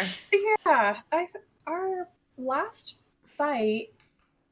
It wasn't even a fight, but it would have normally been more of a thing where he's like, I just need to understand. You say that you're not gonna drink, but yet here you are. Because I told him I was gonna like not drink for a month to like try to get in shape and all this stuff, and he kind of keeps calling me out in this like very passive way where he's like, help me understand Oh, what's God. going on with this. And I'm like, Damn it. I said I wasn't gonna drink, but I want to drink. Like, that's what's happening. Why is this so hard for you? Like, come on. And then I don't know, and probably him like constantly going out for like a Whataburger or whatever, and I'm like, don't get me anything, don't get me anything, and he's like, I got you something. I'm like, what are you trying to? What a do? Oh my bad god, guy. I'd be the opposite. I'd be like, don't get me anything, and then if he gets home, I'll be like, you didn't get me anything? So I used to do that, and he's like, I got you something because if I hadn't got you something, but I'm like, no, I want you to not get me something so that way I can have just some of yours, and that way like you're coming out net negative instead of me. But Mhm. now I'm coming out net negative, so don't like it. I definitely Yeah. can't see that from their perspective though, because I'm always like, no, don't get me anything. And then I eat his fries, and I would be so fucking pissed if I was the one who got that food, and then I would eat some of theirs instead. I can definitely see that. But we all know here that whenever you eat from someone else's food, the calories doesn't count. So Correct. it's not on the menu, so it doesn't count, and you can just pretend like it didn't happen, and you'll feel a lot better. So yes. So now he does this thing where he's like, I didn't get you anything. I just got myself 2 things of fries. Ah. And I'm like, quit trying to outsmart the system. Although it's so annoying. I'm trying to think That's of the pretty last fight we had. I don't know. So funny. We usually just always fight about Norway, because I'm from Norway, and I'm very, very, very tied to my family in Norway. Like, I literally left them when I was like 19 years old. I was still like seeing my mom every single day, and it's like you're going on like a trip, and then you just like never return. So I'm super homesick still, even though I'm 25, and we're always just fighting about it all the time because I just don't see myself living in America for the rest of my life, and I don't. Yeah, I think I've been here too long already. I'm gonna be honest. I miss my family a lot, so that's always what we fight about. So I keep like every time I want to buy like a new piece of furniture, I'm like, why am I buying this? Because it's not gonna stick with me. You know, like I'm constantly living. Damn. Yeah, That sucks. I'm constantly living in like the possible future. You see what I mean? Wait, But- how many more years in America until like goodbye and then you go by yourself? Like how long would you be in America for? Nixon chat sweating.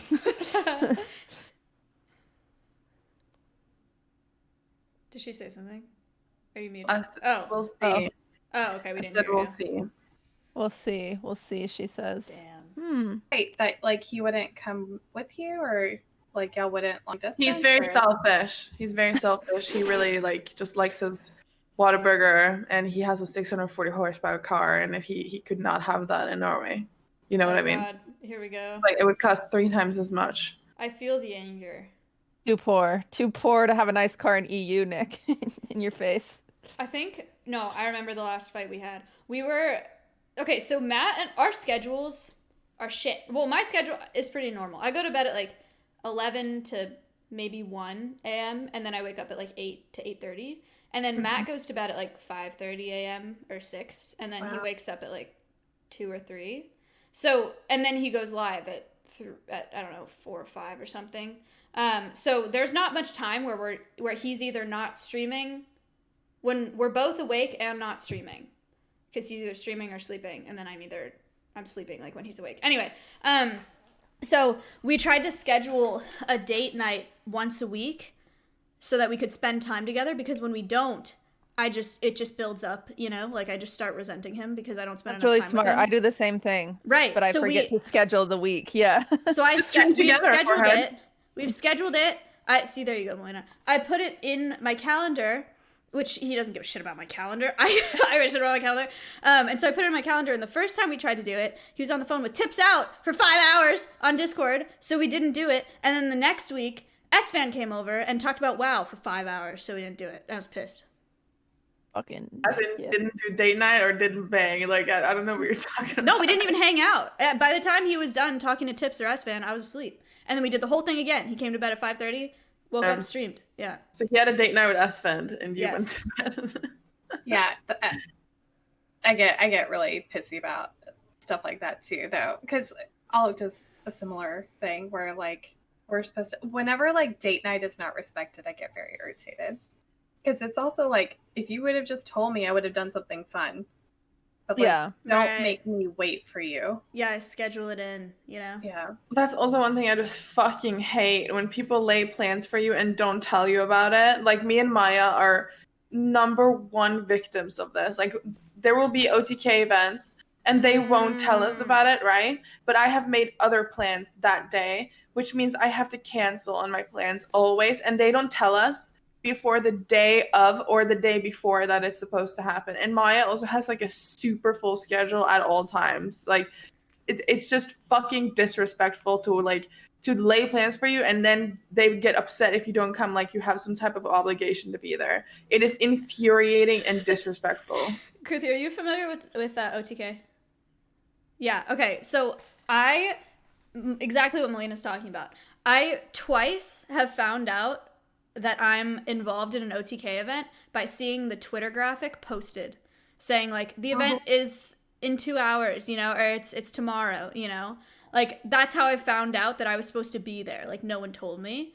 And then I told them, I was like, I need 24 hours notice at least, like, to put it in my schedule, and it just doesn't it doesn't work out. So, yeah, that's annoying. But what are you gonna do? Well, I mean, that sounds fixable. Whose job is it to coordinate those events? Elena, I don't know. Rich? I don't want to throw anybody under the bus, but it should be just like when you go to bed with someone at the same time that night, just fucking open your mouth and tell me like, hey, 1 o'clock tomorrow, we're going to Clipped. Make Miz sure. can't even do that because he doesn't even know that it's happening. Because he doesn't have a schedule. He just lives like moment to moment, and he doesn't care when there's an event, you know, unless it's like schooled or something like on his stream. He doesn't even know until Sinak comes over and he's like, all right, like load up in the car, you know. DK So not he have like a Google Calendar for all your stuff? You think we're actual adults? We accidentally fell into This this. sounds like a great idea. The Google Calendar sounds good. Just do the one thing, yeah. They don't have it. I think that's a good idea of us to have a shared Google Calendar with notifications for whoever has to be involved. But that's too much for any streamer to do for other people because usually streamers just do things for themselves or get other people to do it for them. Sinak, please make a Sinak Google actually does Calendar. try. Sinak tries to add us in Discord. I think Sinak's the best. I think Sinak's great. Matt would be dead without Sinak. Sinak If is I ever his need manager. anything from Mizkif, I literally just won't message Miz. I'll just message Sinak. And I'm like, yo, I remember I needed your address to send you wine for Christmas, Maya, and I just messaged Sinak. I was like, he'll reply faster than Miz. I think our last fight, I don't know. We have lots of mini fights where it's like me saying, hey, this isn't okay, and then Ludwig being like, yeah, you're right. And then I'm like, okay. Like, so he got a tattoo of his roommate's name on his leg, which is very cool. It's very cool. Really cool. But as he's at his tattoo appointment, I said, hey, send me pictures. Like, I want to see it. And then I think I said something like, I'm going to say verbatim because I have a hard time. I exaggerate sometimes. And he would be really mad if I said this out of context and I didn't give him as much credit. So let me scroll. I said, I said, keep me updated, send me pictures of the tattoo when done. But in my brain, I was like, I'm going to be so pissed if he goes live and he's like, look at my tattoo, and then his stream sees it before me. Because there's a lot of things in life that sometimes stream learns before me, and I find that very, very disrespectful. And then he doesn't send it to me and instead posts it on Twitter. And so then I have to send him a screenshot of the Twitter and be like, okay, for the love of God, I hate this. Like, it's not okay to update your social media before you update me because it means that your social media is more important to show things to than like your current life partner. But then he's really, really good at taking accountability. So he was just like, hey, I'm sorry. I understand that it comes off that way. Matt. It's so annoying. I know it's not. It's good, but like you bring something to them and you're like, you did this and it made me really upset, and they're like, oh, okay, sorry, I won't do it again. And then it's like, no, I'm still mad. Like I still feel like fighting. Why are we done? Yeah. But they're just like, got it. Like good to go. Yeah, they're really good at that. I think that's why most of the times when I've been really frustrated, and Ludwig just takes accountability, I feel like I text Maya actually, and I'm like, I'm mad. And I'm like, okay, do it again. Like take accountability again. Let me keep coming at you so you can keep saying what. Oh my god, yeah. Cutie and I talk a lot of shit. Sorry, Lud. We just need to. It is weird. Why is that? I mean, Maya and I are the same way, where I feel like people need to take accountability over and over again until like I like feel like they've taken accountability. Do Milena or Miss K, do you do that? Do I feel like they're so sorry. Oh, you're okay. Milena, do you ever do that? Do what? Like feel like people need to. I think Maya and I have that complex. We talked about it with Hot Tub streams where we just like want people to take accountability. Yeah, I don't know. My brain right now is a microwave. I'm hearing like half. I just spilled coffee on me. Oh, you're okay. The stuff, and I'm worried about Dr. K being beat up by his wife right now for not bringing the margarita. Yeah, she's gonna fuck him up. Wait, does she have? No. Where's the margarita? Where's the margarita? When I was asking, he was like, oh, they're using the blender. I'm like, I'll just take it on the rocks. And he was like, no, we're doing blended. So that's going to be a fight. Okay. The children blender? are using the blender. I don't know. Because we're at my parents' house for Mother's Day, Mm. so I think they're Oh, like making something. I see. Yeah. okay. That's good. His mom's here, my mom's here. Oh, gonna that's be funny. fun. Yeah. Oh, I would be way too scared for that to ever Wait, have they happen. ever met? Your parents and Nick's parents? No. Damn, cutie, have your guys' parents met? Mine haven't either. Interesting. yeah. So, do you like your in-laws? Do they like you? You can whisper if you need. They like me. Oh my god! They like me. I like them too. It's just a Ah, lot. Especially yeah. okay, because of like the COVID thing, right? Where it's like Mhm. this was my bubble. Mhm. Which like is I hope it's not like too desperate, but it's so nice to talk to you guys. 'Cause Yeah. I'm talking to like my little bubble of like healthy fighting. So it's nice to like talk shit every once in a while. We're If here you to ever talk need to be shit. rational, let us know. Yeah. We'll do for sure. Because it's so. Oh yes, I totally hear what you're saying, but how frustrating it is when you're like, I've got a bomb. Don't just diffuse it. It needs to go off. Right. Like Yeah. yeah, no, they like me. That's good. Good. What about We've Yeah. asked Let's- we've asked each other like a whole bunch of questions like these before, but I want to ask you some of the questions that we've asked each other before. What's the nicest thing he's ever done for you? That's a lot of years to figure that out. That is a lot of years. Like one of the things that sticks out to you that you remember where you felt the most appreciated. Dude, I'm sure she's like flapping through her fairy tale relationship book right now of just like bringing me to Hawaii, getting me like a $50,000 ring, No, children. all of our money is in healthy gamer. I feel We that. have our two things come to mind. One is when we had our second, his family really wanted to come and like visit and do all this stuff, and I was like, we did that with the first one. I just want alone time. And so he was very it was like a prolonged period of just being like, what do you want? Like, how do you want our life to be for like the next couple of weeks, months, right? Where it's like, you don't want to cook, you don't want to eat, like, you don't want to have to eat this kind of food. Like, we would make like 2 dinners a lot of the time because I was like breastfeeding. And so he was like, I don't know if you know this, but when you're nursing, you just become a monster. Like, you just need Oh, to no. eat everything because like you're sustaining the life of this one thing. So you like however much you have to eat when you're pregnant, you have to eat more when you're like nursing, because now the thing that's requiring nutrition from you is even bigger. So like that period of time, he was just so over the top nice.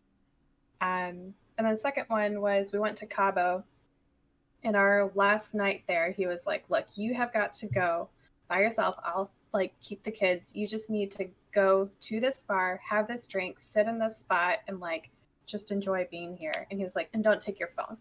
Aw, that's so I was cool. like, well, what if whatever happens, what if this? And he was like, no, just go and like be That's there. sweet. Yeah, it was great. I was That's like, don't sweet. scroll Instagram, don't do any of that, just go. That's really nice. Maya, That's what's the deep. nicest thing Miss Kiv's ever done for you? I'm not telling this story again because you're gonna shit on me again. I will say the other day he it was the day so I've been training these 2 American crows for the past year, and one of them died on Tuesday night, and so I was having like a really Oh my sad day because of it. God. Yeah, it was really sad. The one that landed on Nick's head? Yeah, actually the same one. Yeah, the one that was testing Nick. So I was like really bummed, and Matt was live and whatever, and I like told him about it when I was asleep, when he came into our room at like 11 p.m., but he doesn't go to bed until like 6 a.m., right?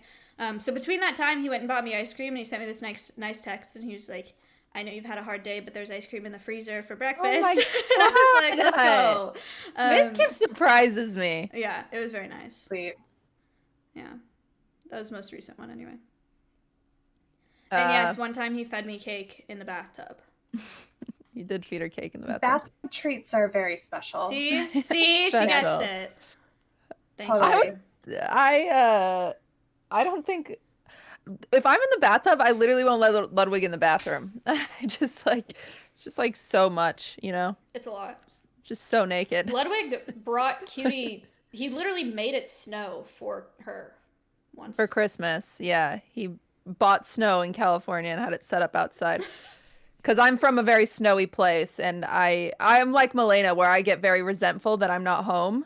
Because Ludwig gets the best of both worlds. He gets all of his friends in California. He has his fun house. He gets to stream. He gets this and this and this. And I'm like, I hate it here. You know, like this is my family's not here. My friends aren't here.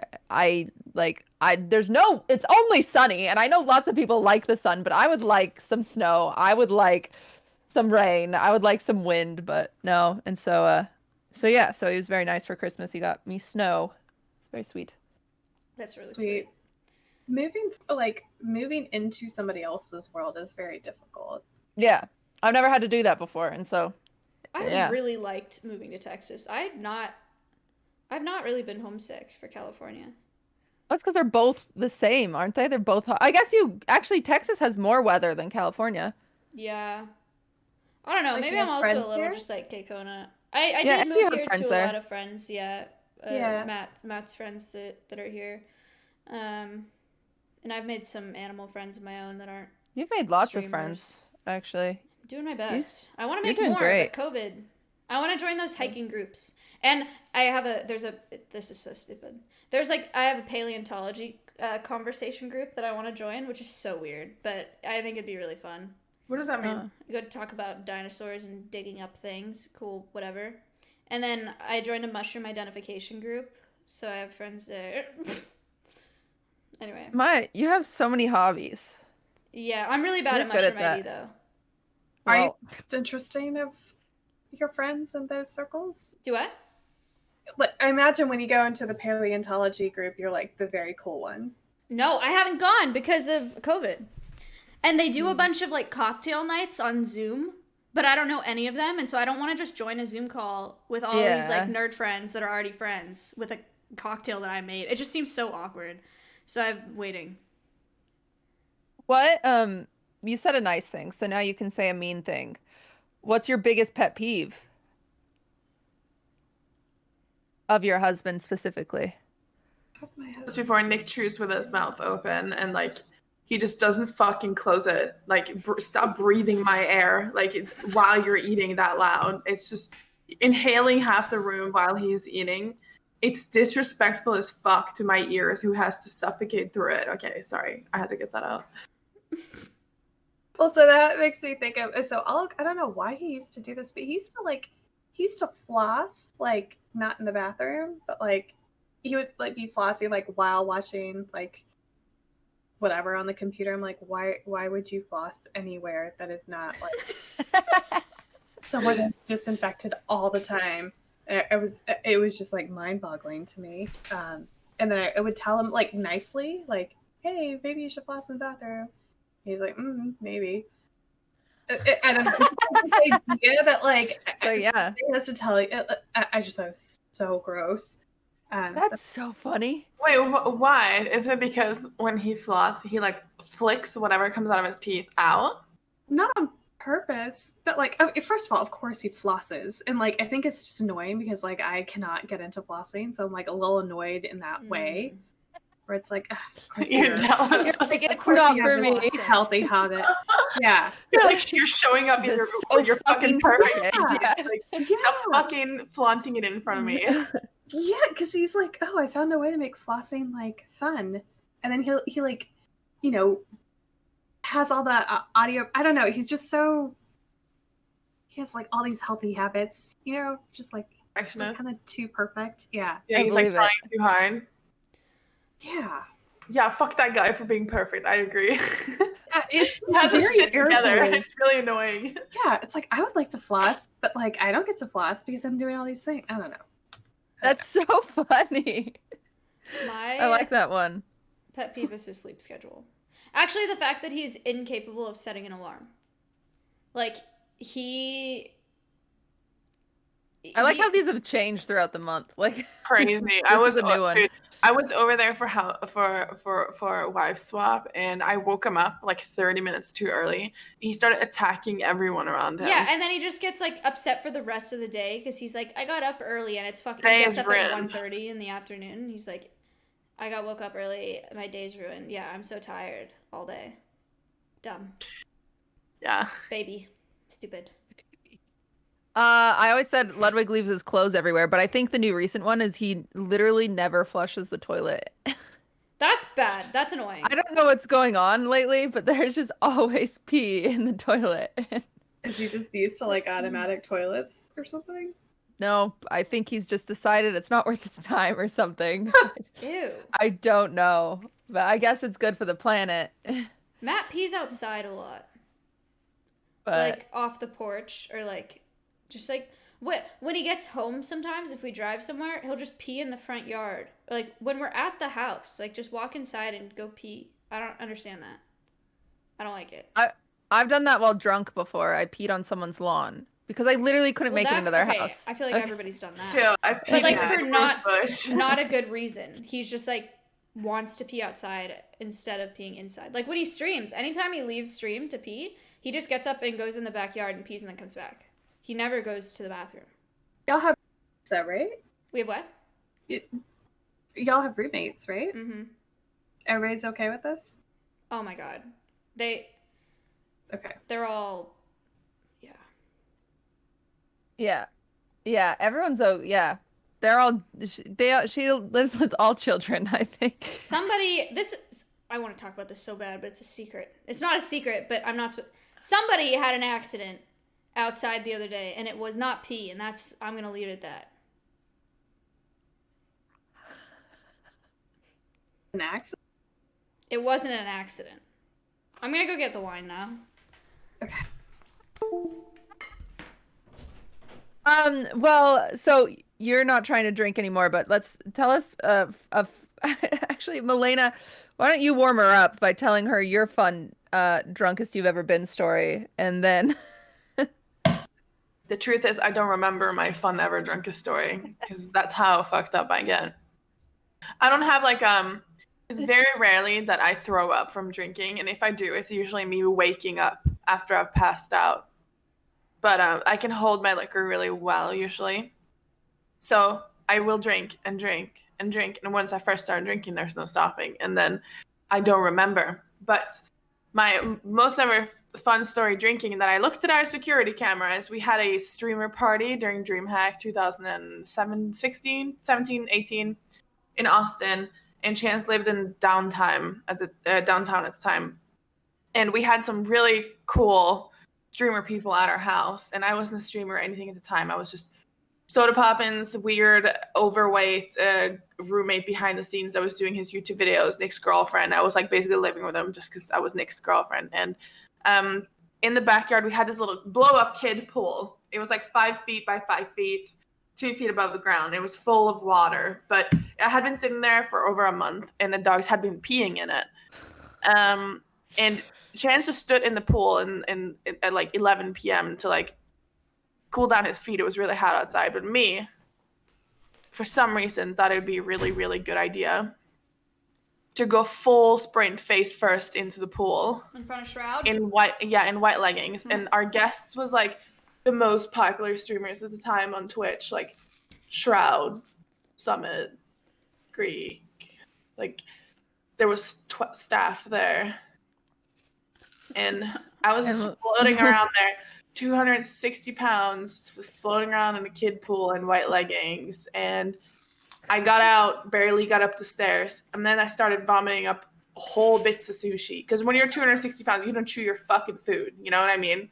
Like, you just don't chew your food. You're just like you inhale whatever food comes in front of you. Yeah, so I was just throwing up whole bits of sushi in my hand, and I saw all of this. Re-eating them. In your hand? You were couching it? No, there was Okay. people there trying to take care of me because I was like dry heaving. Have you ever been so drunk that you start dry heaving? Like, Did you say that you were 260 pounds? yeah, I was. Yeah, She lost weight. I lost a lot of weight. Yeah. how that sounds like such a big transformation kind of thing. Yeah, But- people are tired of me bragging about it, so I'm not allowed to talk about it anymore. Okay. I did- think it's sick. It's Who's great. tired of you bragging about it? Are you kidding me? I'll pull up all the times Miss Kip has said that shit, dude. Really? That's annoying. Yeah, okay. He's Maybe just anyway. upset because he wants to lose weight and he doesn't. He's losing a lot of weight now. I can tell. Don't tell him I said that, but you can see a clear difference. Like, he's not so pudgy anymore. In his face, at least. And he doesn't really have that beer belly that much. But, yeah, I lost 82 pounds, 83 pounds. I'm 180 and around 180 now. And I did it through intermittent fasting keto. And, yeah. It was hard, but worth. It was really hard. Oh, do you have any drunk story where you ran into a pool? Pool. So I was always the party girl, and Alec was like the good guy. And Okay. in college, he was in a frat kind of thing. Like they were like too cool to actually call themselves a frat, but they were. Oh, okay. So he lived in the frat house. So we both went to UT. It was called the Tejas Club. So he was part of Tejas, and so he lived at the Tejas house, and I would go over there all the time. But he was always like responsible, and like when you were talking about sushi, I was like, oh, I've definitely had a drink too much, thrown up some sushi at the frat house, kind of. So throwing up sushi is just the worst. Like of all the, It comes up done that. because you don't drink and then eat sushi with your drink. You just chew the whole thing, you know, and then it comes out in lumps. It's terrible. Yeah. really unpleasant. Yeah. Yeah. I have thrown up sushi before. That was It's the drunkest. okay. You've never like danced on a countertop or anything like that. Yeah, but I dance on countertops anyway. Like I feel like that's Fun. not Respect. that's not- We love that. yeah, No, that's no, great. Bollywood DXC. Seriously, like we just like go for it. Oh, I wish I could yeah. dance. I can't dance. That's I so really cool can that you dance. do Of course Bollywood. you can dance. No. That's Same. No. I got that Norwegian rhythm, the potato Yeah. fried rhythm. It's not there. Okay, can I just tell you a really easy trick with the shoulders? Like yes. Please. you just kind of can you move your shoulders independently from your head? I moved my chair. Yeah. I got it. I mean, that's what it's generally about. If you can start like moving parts of your body like independently from the rest of your body, That's then it gets actually really easier. hard. yeah. Try it. Try it. People say Taylor Swift can't dance, and I'm like Taylor Swift on steroids when it comes to can't dance. Can I'm really bad at that. You can But- start moving your shoulders without moving the rest of your body. You'll get it. I'll work on it. Okay. It does not look good currently, but we'll work on it. All right. Good. What is your most embarrassing story? What's something that's embarrassing that's happened? Or have you guys have you had anything embarrassing happen on stream by chance? Always embarrassed whenever Alec goes on stream because I'm like, oh my god, he's just wearing the same damn thing every time. Like, you gotta fix it. If it's not like the Harvard fleece, it's the like healthy gamer hoodie, and I'm like, I don't know. I always get embarrassed by like, why are you so plain? Like, he wears like the same thing all the time. So I'm always embarrassed on stream. Matt doesn't I even don't know. change his clothes, so he wears the same stuff Yeah. on stream all the time too. And the other thing that's weird to me is like everyone is okay with it. Like nobody. No one notices. No, no. Yeah. That's so funny. It's about right. Okay, guys- so Wait, Oh. do either of you have frat stories? Cutie, do you have frat stories? yes. Can we have a frat story? I Oh no. I don't worry, met Adept's chat's not here. Don't worry. Dev Chat's not here to cat me. Okay, so one of the very first frat parties I ever went to, I ended up meeting listen, I grew up very Mormon. I grew up very, very LDS, so I did not believe in like I was gonna be a virgin until I got married. But I stopped doing that when I was like 18, and when I was 21 was the first time I ever went to a frat party, and I had like already lost my virginity, and so like I didn't care as much. But I'd only slept with like 2 guys, so it's like I'd never had a one night stand. So I was like, okay, tonight's the night. We're gonna check that off the list. I want to have a one night stand. Sounds so stupid. I don't know why, but whatever. And so it was a Halloween frat party. I was supposed to be. This seems like such a stupid costume now. I don't know why. I was supposed to be like Iggy Azalea for Halloween, or like the girl from Clueless, essentially, like the yellow plaid thing.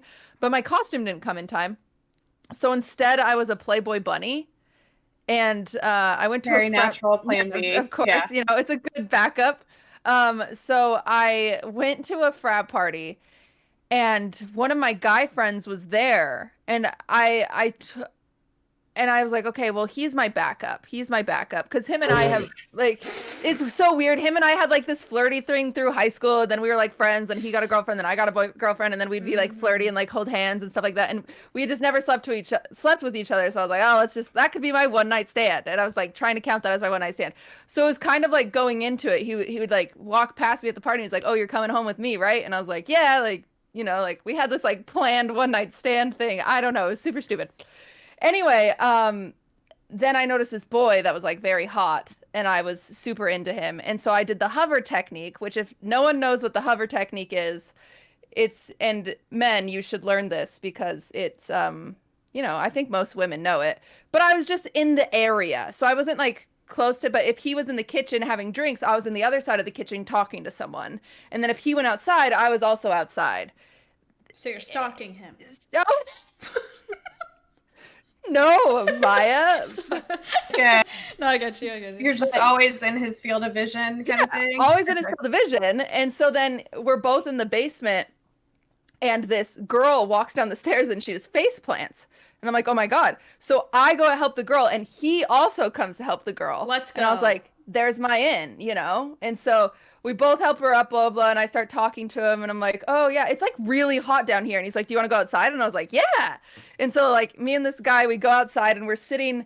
This is, like, the most, like, floozy I've ever been, so bear with me. I don't think I've even told my stream this story. So we're sitting outside by there was a fire pit, and I was on one side of the bench, and this other drunk guy was on the other side of the bench, and he was, like, talking, like, to us and like joking and blah blah blah, and we're all having this conversation, and then finally I want to escalate this situation, so I turn and I straddle this new guy. Escalate that shit.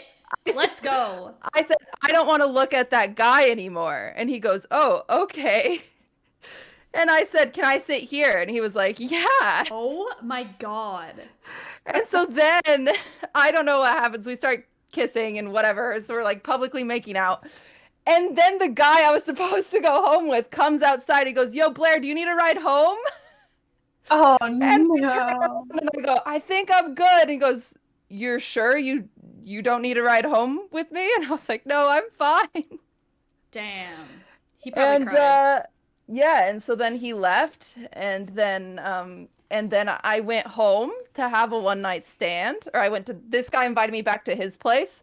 And as we were walking to the house, actually, there were like these guys walking by, and they like hit on me. Like they were like, hey, come hang out with us instead of that nerd. Cause I don't know, they're rude.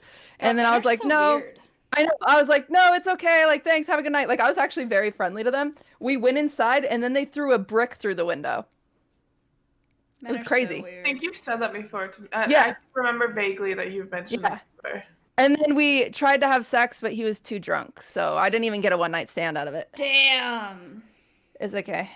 I had a similar thing. Wait, was that your first frat party that you wanted to do that? That was like my okay, that's frat crazy. party, yeah. I had the same shit. The first time I wanted to do a one night stand as well because I had never done one. First frat party I went by myself. That's so stupid. Don't do that. But nobody wanted to go, so I was like, okay, I want to go. So I went to this frat party. It was a Playboy party, but I didn't know, so I just showed up in normal clothes, which was embarrassing in itself because all the girls are like decked out, you know, in lingerie. Yeah, and you're in jeans and a t-shirt. I was in a skirt and a shirt. It wasn't that bad, but anyway, okay. I went to the party and I started dancing with this guy, and I was like, this is it. This is the one night stand. And It is. It does go like that. You're always like, it's hot in here. You want to go outside? Then you go outside, and then you start making out, and then you go home with them. That's how it happens every time. And so I was gonna do that with this guy that I was dancing with, and I was like, all right. And he was like, you want to go outside? And I was like, yeah, okay. And I'm walking, and he's following me. We're like kind of touching hands, right? Like as we're walking outside. And as I was walking outside, I was like, wait, I'm scared of this person, and I'm alone. And so I ducked under this guy's arm who was dancing, and I ran home. I literally ran home. And the guy's still trying to follow me, like trying to find me probably for the rest of the night, but he couldn't find me because there were so many people in there. I actually just went home. What the fuck? Funny. You I don't hunted know. them. I panicked. That's okay. That's okay. That's fine. You can panic. You don't- Instincts, I think, in general, just be Yeah. like, oh, wait, this might end very badly. Yeah. See, I was completely sober too, which probably helped my brain. Yeah. There you go. Yeah. That's so crazy. It's just the idea of like what happens at college frat parties in general. I'm just like, I don't know how this is like okay. No, it's fucking terrible. Yeah, it's messed up. That's messed up for sure. But Yeah, frats are funny gross. stories. Frats are gross. Yeah, yeah. It's Go ahead. I was just because Alec and I were like so together in college.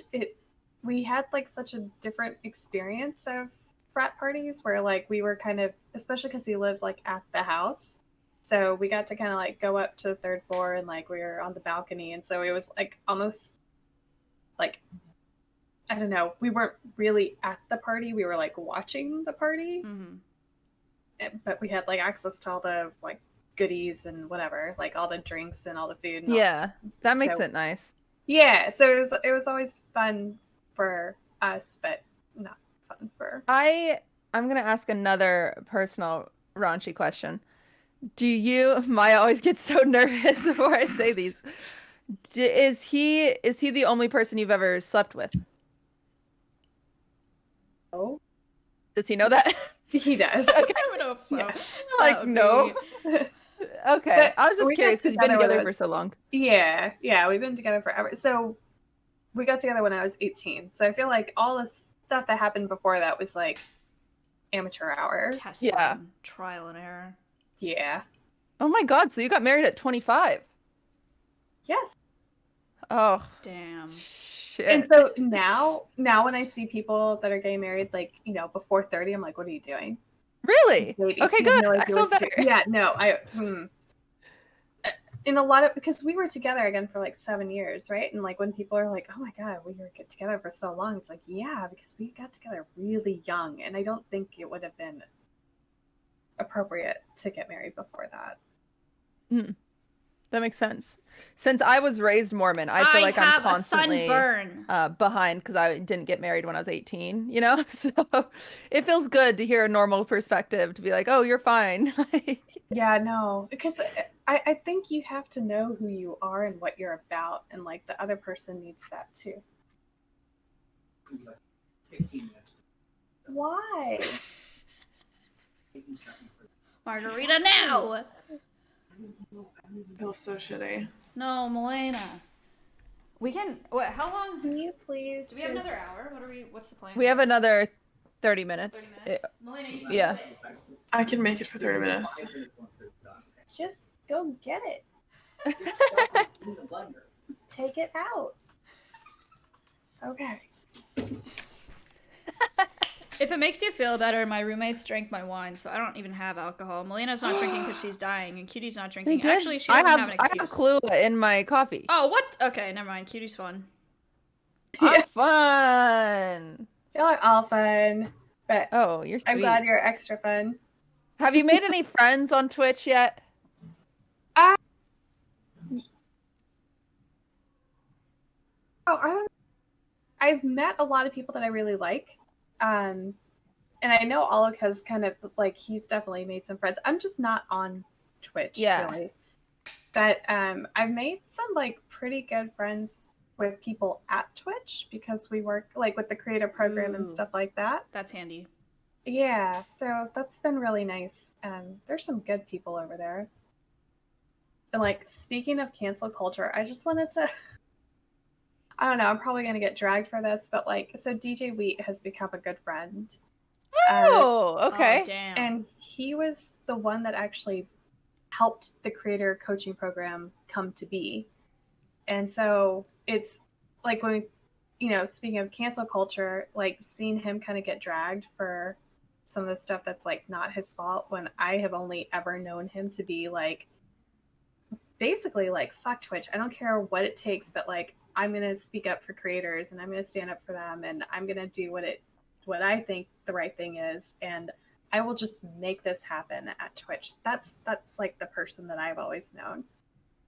So yeah, I feel like it sucks seeing your friends get dragged when you know that isn't like the full picture. If like that 20-second clip or whatever isn't who they are.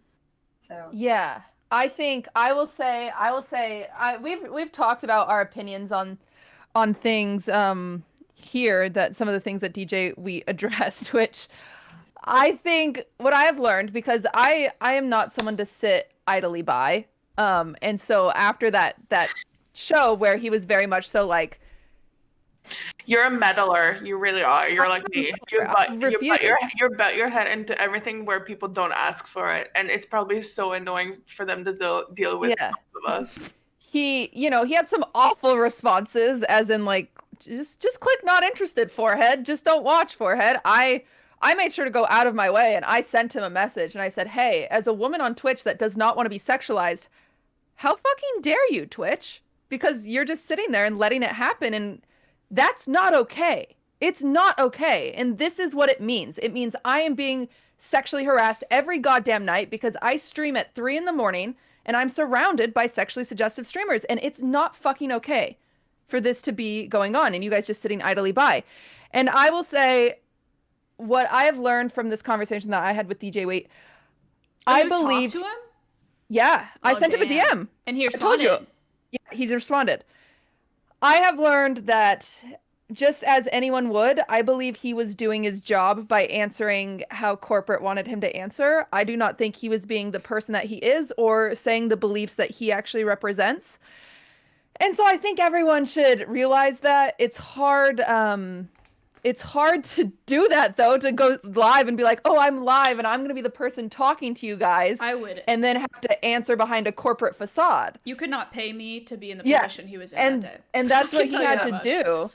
That's what he had to do. And I think that's fucked up. That I don't think, obviously, he learned that he shouldn't have done that because it didn't give people clear enough answers that they wanted and stuff like that. But I mean, regardless, I would say after the conversation I had with him, I do believe that he's working on, or him and just Twitch in general are working on something. They're just working on something. They're working on something, and I obviously don't want to like divulge his messages, but I sent him a lot of stuff. I sent him tweets from Milena. I sent him clips from Maya. I sent him Yab's tweets. I sent him many clips from me. I sent him. Why did you acknowledge my existence to them? Get in What there. the fuck did you do? I sent a lot of perspective from other streamers that are non-sexual streamers, just because we need a place too. When you think of women on Twitch, I do not want you to think of cam girls. I just don't, because that's not what I am. I just want them, at this point, I just want them to have a category. If they're going to leave it That's up, what like, I want. just have That's a all category. I want. Yeah. I would love for them to have a category. I think it's great. So, and I just think I just need some sort of filtration, because it just makes my job really hard when people come to my chat and like demand me to be in a hot tub. I don't want to. I just don't. So anyway, but it's really good to hear that you know he's a good person based on your friendship with him. I have a question. Is he a DJ? You cut out. said that I don't know. Oh, I don't either. I don't know him at all. I was just wondering. Okay. I don't know that, but yeah, I think it's hard to be. First of all, if I could just be in a hot tub and like that be my job, that would be amazing. Yeah, That sounds like they've just like cracked the code on they have. something. But yeah, I've always known him to be very, like, him as a person. I know he will pull on every lever that he possibly can. but there is a limit to like how much one person can do at like, Yeah. the big nameless, faceless, right? For the record, you totally could do that, by the way. Like, I'm not saying that you should at all. I'm not recommending you do that. But if you, like, you absolutely could. Any of us could here, you know? You could be a hot tub streamer. If you want to start streaming, you could do it. Always plan B. Yeah. That's my thing is people are like, well, then just hot tub stream. And I'm like, I don't have the confidence. I think it's amazing that these women do, and they should make money off of it, but just not right next to me, please, smiley face. That's all. So. Yeah. Yeah. I really like that you mentioned DJ Wheat and you kind of defended him in that way. Like just knowing that he's a good person. I think that's great that you voiced that because yeah, I haven't heard anything positive about him since that stream. The way he responded to me seemed very caring. I'll say that. Like, it seemed like, I want to hear these opinions. I want to hear this perspective because women on Twitch, our voices aren't heard very often. And instead, articles in the New York Post are published about Valky Ray being a hot tub streamer, and she doesn't even stream on Twitch, and she doesn't stream in a hot tub. Like, wait, what? What was that? That was an article in the New York Post today. Really? Like, you know what I'm saying? That's the New York fucking Post. Like, I don't know. I've not seen that. I had an article in chat, what was it? Bloomberg? I should know this. This is bad that I don't remember it. There's a lot of bullshit. Know? There's a lot of bullshit articles. I also had one in don't know whatever the fuck it was, but you know the inauguration of the new presidency? We were watching it on Twitch. And a woman was doing sign language, right? I knew she was doing sign language, but I am not very good at getting my sarcasm across or irony at all. I can't do it because it's my second language. And I was like, oh my God, is she doing a TikTok? I was trying to do sarcasm or irony. And they wrote an article about how disrespectful I was to sign language lady at the presidency switch. No. And I was like, oh my God, is that a TikTok? Is she making a TikTok? But I can't do it. It doesn't happen in my head. The sarcasm thing, I can't do it. It's terrible. Sorry, Maya. So if you were to go back to Norway, do you think Nick's humor would translate there? Whose? Nick? What is his humor? Who? What humor? Yeah, exactly. There we go. Exactly. Damn. Double 2-1. That's very funny. That's funny. Do you think you'll ever stream yourself? The passion that I would have would be around people that want to start their own company and like wow, that'd be cool to go about that.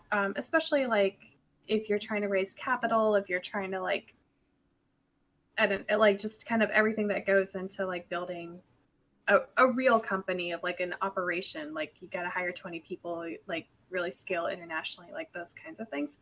I'm not sure that market exists on Twitch. Maybe it does. I don't know. Talk to Devin. No, Nash. I think it does. Have you talked to Devin? Yeah, I would say he's probably in the friend category too of people on Twitch. He's a lot of fun. Yeah, we reached out to him kind of early on. Him and Ethan Evans too.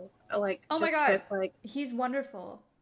Yeah, they are great. So cool. About like this idea we had about Healthy Gamer and like here's what we wanted to do with it. So they were both great. Nice. I just realized you have the most perfect teeth. Holy cow. They are beautiful. You're so you have gorgeous beautiful. teeth. What the hell? They're so beautiful. What about so I do have a friend that does Marketing Monday, a whole stream about marketing. So I think there's a niche for everything on Twitch. That's so great. But I actually didn't know, how did you guys find out about Twitch for Healthy Gamer? Posting on Reddit about like he had posted about video game addiction, and so he had eventually become like the expert on video game addiction, and so that was kind of the thing that we were talking about. And then we realized it's really more just mental health for gamers, and then Twitch became a natural kind of place for that. It was so brilliant. Like from a business perspective, it was genius. Thanks. It was a lot of luck, honestly. And I feel like a lot of businesses, like at first at least, like you kind of just fall into things. But yeah, it was great. And then we kind of turned it into just subclinical mental health for people on the internet. So I'm so glad you had a great experience with your coach. Yeah, he was great. I wish I could like shout him out. He's great. I won't shout him out because that'd be bad because that's like against the rules or something like that. But he's great. Is it bad? I don't know if it's bad. It would be bad if he shouted you out, right? Oh, If he yeah. said that he had worked with you, that would not be okay. But if you had a great I experience, like say his name and then you have people like requesting him. They're like, I want to work with. He was great. He was very, very sweet. He was really good at listening and I don't know. So, and sometimes guys, sometimes for people who don't know you need therapy, Oh, you really just need someone to talk to. everybody can use therapy. That's Oh all my I God. needed. I just needed someone to talk to. I needed someone I could vent to that's just unbiased and could really give you perspective. That's all I needed. I think everyone can use that. So I think it's infuriating if you are trying to get help, how many hoops you have to jump through in able to go get help. And it discourages a lot of people from getting help in general. Like, here's an example. Like, I need to go to a dermatologist because I need to check out something. Like, I have a mole that's changing, right? But I first have to go through my health insurance and figure out which doctor I can go to. And then I have to go to the doctor who, it costs $100, by the way, when you're not just doing a yearly checkup, to be recommended to a dermatologist who is not available for months. And I still pay $600 a month in health insurance because we work for ourselves. And you can't just pick and choose therapists. You have to find some that are in your network of your insurance. And I also think it's hard to find therapists or a psychiatrist or just somebody to talk to if you can't relate to them. Like if you are a 25-year-old girl and you're trying to talk to like a 57-year-old dude, he can't really relate to your problems. You have to find someone who understands you. Like ideally, I would want to find someone who's moved to the US, who's close to family and are an expert in the issues that I'm having. But when you have a million of people out there to pick and choose from, it makes it a lot harder. And it also just jumping through all those hoops is very discouraging to someone getting help. So you just eventually just end up not doing it because it gets very overwhelming if you don't have guidance. yeah. I think what's so cool about your program, is they know what Twitch streamers are. They know what Twitch is. They know what video games are. I remember one time he was like, well, like, how do you feel when you think about that? And I was like, Pepe hands. And he was like, okay. Like, real words, you know what I'm saying? But like, it's very funny because they're very in tune with like this audience and who you are. And Your it's a language. breath of fresh air. Like, it really is. I think it's genius and I can't compliment it enough. And everyone, I have exclamation point guest in my chat. I'm Same. sure, yeah, Maya must have something as well. But there is a link to donate to this organization because it's amazing and we'd really appreciate it. And how much are you trying to raise this month? I don't know. Okay. Because it's the foundation, and I think so. I worked in nonprofit for a while, and I think not all nonprofits deserve to exist in a way. And here's what I mean: like if you have 7 nonprofits all trying to solve the same problem, they're all spending the same amount of money on the same things, right? It's not efficient, as opposed to having like one nonprofit that had kind of economies of scale that could like do this work a little bit more efficiently. Mm-hmm. And so what I want to do with this nonprofit, I think $300,000 is a solid year of operating, like get the staff that we need, get the grants that we need, be able to then make it self-sustaining. The reason why we didn't make Healthy Gamer a nonprofit in the first place was because we didn't want to spend energy seeking donations. We wanted it to it needed to deserve to exist because it was good at doing what it does, right? Not because I don't know, people just felt like it should exist. Oh, so it's not a nonprofit? Sorry, so Healthy Gamer LLC That's where our coaching service is. Okay. That is a business. And then we spun off the foundation this May Okay. as a separate entity that's more about research and policy. So that one is a nonprofit. Mhm. So I think 300 is probably what we're trying to raise, but it doesn't need to necessarily be this month. I think it'd be amazing if we could get even 100. That would be amazing. And then we can hire some people and get more funding in through grants and research. So that would be my plan for it. To me, this nonprofit is going to be most impactful when it's studying intervention. So just like what you were talking about, Melina, like, does a therapist who actually relates to what their person is going through, are those outcomes more effective? And if they are, then if 60% of our psychiatrists are over the age of 55 and young people are the most depressed they've ever been, what are we going to do about that? Yeah, I don't know. They can't really relate to your issues and your problems, so it's good to have a program where they can see and understand where you come from, because these like older therapists or psychiatrists, they probably can't relate to you sitting inside playing video games all day. Wait, what's wrong with the sound? It just sounded like a wind tunnel. Sorry, I don't. okay? My Blue Yeti, I gotta fix it. Sorry. Good. You're okay.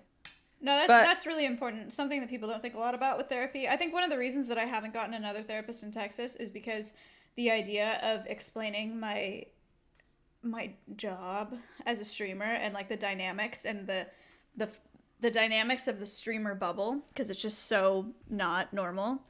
It's just so much to explain, and it feels like a lot of work. You know, it's like when you're in a really long relationship and then you break up and you like dread the idea of having to introduce yourself and like everything to another person. It's just so much work. So yeah, having someone that already understands that is big. Yeah, I think it's awesome. It should be easy, right? Like, Right, yeah. the first 2 times that you're paying like $400 an hour shouldn't be you just explaining yourself. Mhm. For I sure. agree. Anyway, Well, I really hope that, I hope, we're on 2 different channels. We have 8,000 people watching total, and, we'll put it on YouTube and hopefully get some more views. And I really hope that if anyone feels so inclined, that they will donate to the foundation and really help any way we can. And you've been such a great guest. I've had so much fun getting to know you. I'm really hoping that you feel better, Melina. And Yeah, I'm so sorry. My microphone's probably terrible. Also, like everything's Her just, life's falling apart. yeah. I'm so sorry. Like I crawled out of bed at 6 o'clock today because I didn't want to let you down. I just didn't want to like let you down. So I'm gonna go and remove my makeup and then just go back to bed. And I've taken so much Advil today. So if you guys don't mind me, I'm just gonna leave and go back to bed. So You're good. Respect. Thank you. You're okay, good. it was really nice meeting you, and good luck with everything. And I hope that these rich homies can cash out of their pockets and meet that shit, because you guys could meet my 600K in one day. So, okay, good night, guys. Good Good night. night, thanks. Melina. Good to meet Good you. Bye. God, she's a trooper. She's a She really trooper. is. I would never. Same. I canceled my Nope. stream my second day. Anyway, thank you so much. It's been a long time coming for this. I'm really excited that you came on. I'm sorry you didn't get your margarita. I hope you drink it after. Yeah. I hope you take that margarita and you dump it over his head. That's what I'll say.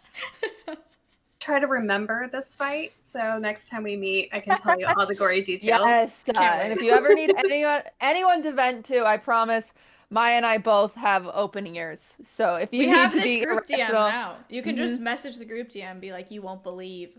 That's what we do. This sounds perfect. Just what I need.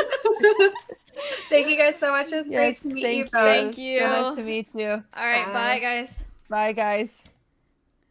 Cutie, Hey. you Hey, carried the what's up? fuck out of that podcast. No, I'm I felt so bad. sorry. I was cutting people No, off. you I'm weren't really cutting sorry. people I off. wasn't We trying literally to. didn't have any questions. I feel so bad. You carried it. Thank you. I didn't Oh. say enough. I feel bad. And Melina was No, I dying. feel like and Adept I wasn't talked here. too much. I just was trying. I was trying to give the flow. I feel like I didn't ask her enough. Usually, I have like raunchier questions. That's why I threw in 2. But I didn't want to be like, "Do you do anal, Mrs. No, K?" she's the mother of 2 kids. So It's like, okay. I wasn't gonna ask You her about didn't- anal. No, it was good. Good job. But okay, all right. Well, have a fun stream. All right, you too. Peace. Goodbye.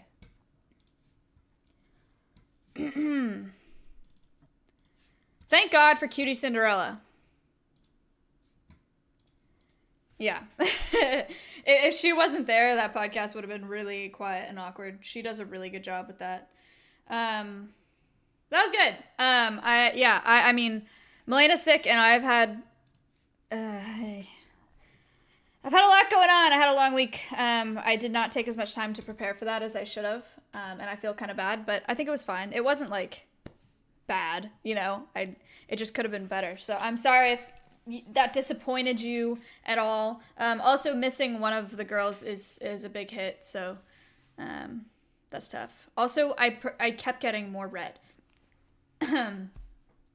It's bad. Sunburn is bad. I didn't realize that it was this bad until I was sitting down. Was fine. It was smooth. Yeah, it was good. It was fine. You should have her on again. I agree. We should. I agree. Blue Chew. It's like, you know how like in middle school kids like pass around gum, and in, Why like, are they high school, talking about kids pass that? around weed?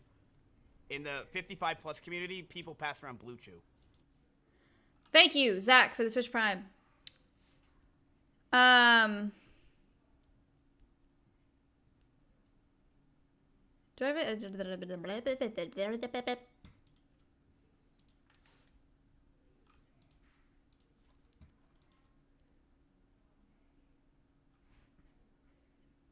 I don't think I have anything else to talk about. Thank you for the 4 months. Simpom is live. Man, I feel bad. I wanted to do my whole setup for her. Oh my god, actually, before we go. Oh, before you go. Is there something I could have said? Make it all my man.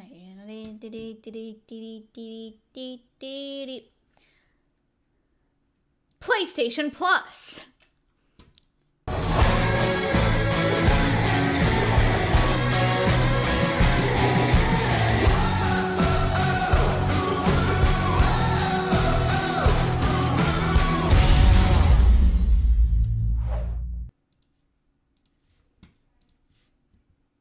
Enhance your PlayStation experience with monthly games, online multiplayer, exclusive discounts on the PlayStation Store, and more. April PlayStation Plus monthly value worth up to $139.97. Thank you for the 6 months. You get monthly games, PlayStation Store exclusive discounts, online multiplayer, exclusive game content, 1,000 gigabytes of cloud storage. I can hear Sitmom in the kitchen. That's awesome. Yeah, we're gonna watch it again.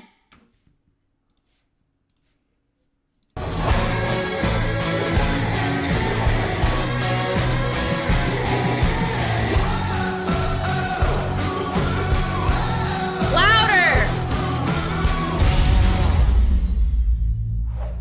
Should I watch it again, but louder?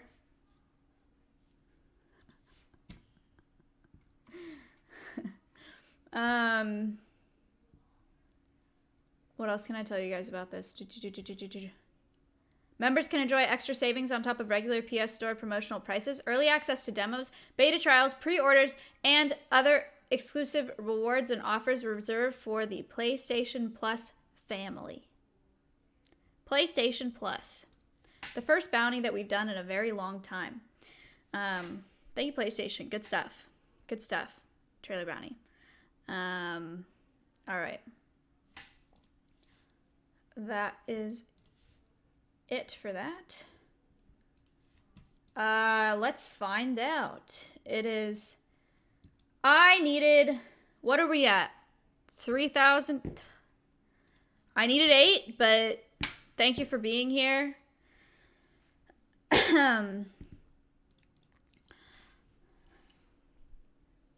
You should play the new Resident Evil game. Oh, I didn't know there was one. That would actually kind of be fun, maybe.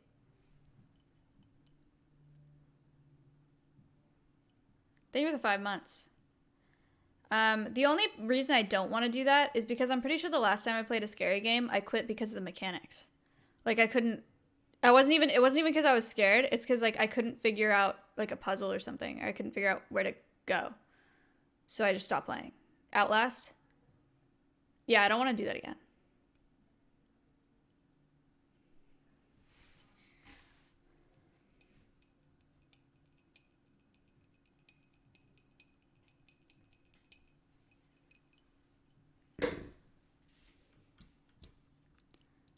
Can you watch this?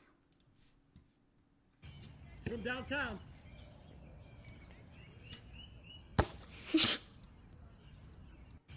From downtown. God, that poor man. Thank you for the 15 months. All right, people. People, I am rating Simp Mom tomorrow, NA Mother's Day. Don't forget. Do something for your mother. Make her a card or something, or get her flowers. Don't ship her flowers because it costs $100-something. Don't do that. But card, hug, call, you know, something.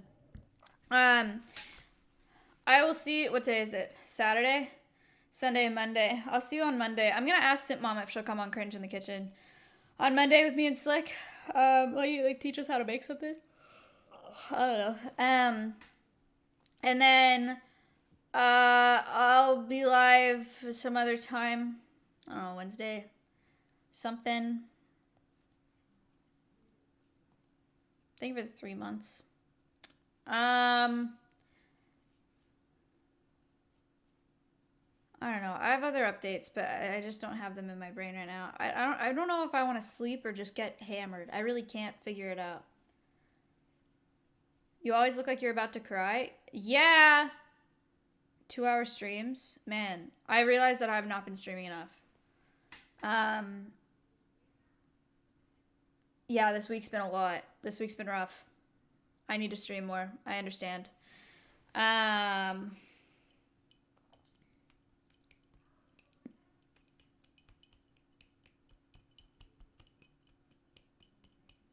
No stream, no abyss. I know that.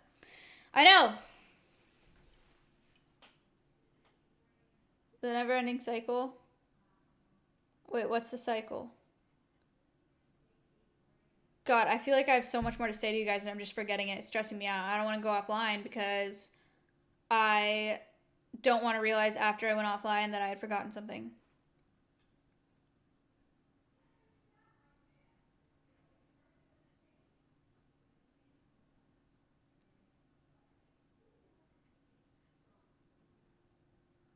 It can't be that important if you're forgetting.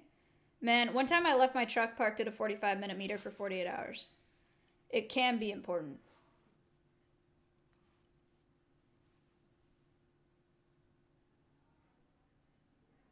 I only got 2 tickets.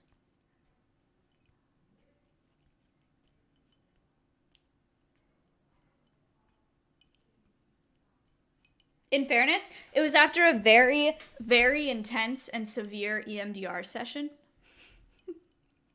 So she got in my brain, and I had some pretty severe flashbacks. I parked my truck because I was going to go return a textbook at campus parking meter, a 45-minute meter, because I was just going to return my textbook. I returned the textbook, and I walked back to my dorm. And 2 days later, I had to drive somewhere. EMDR, eye movement, desensitization, what? I thought it was eye movement rapid desensitization, but it's not EMRD, it's EMDR. Eye movement desensitization and reprocessing, thank you. They go like this, and then make your eyes follow it, and then it helps your brain remember things, figure things out faster than talk therapy. I don't know. Look it up.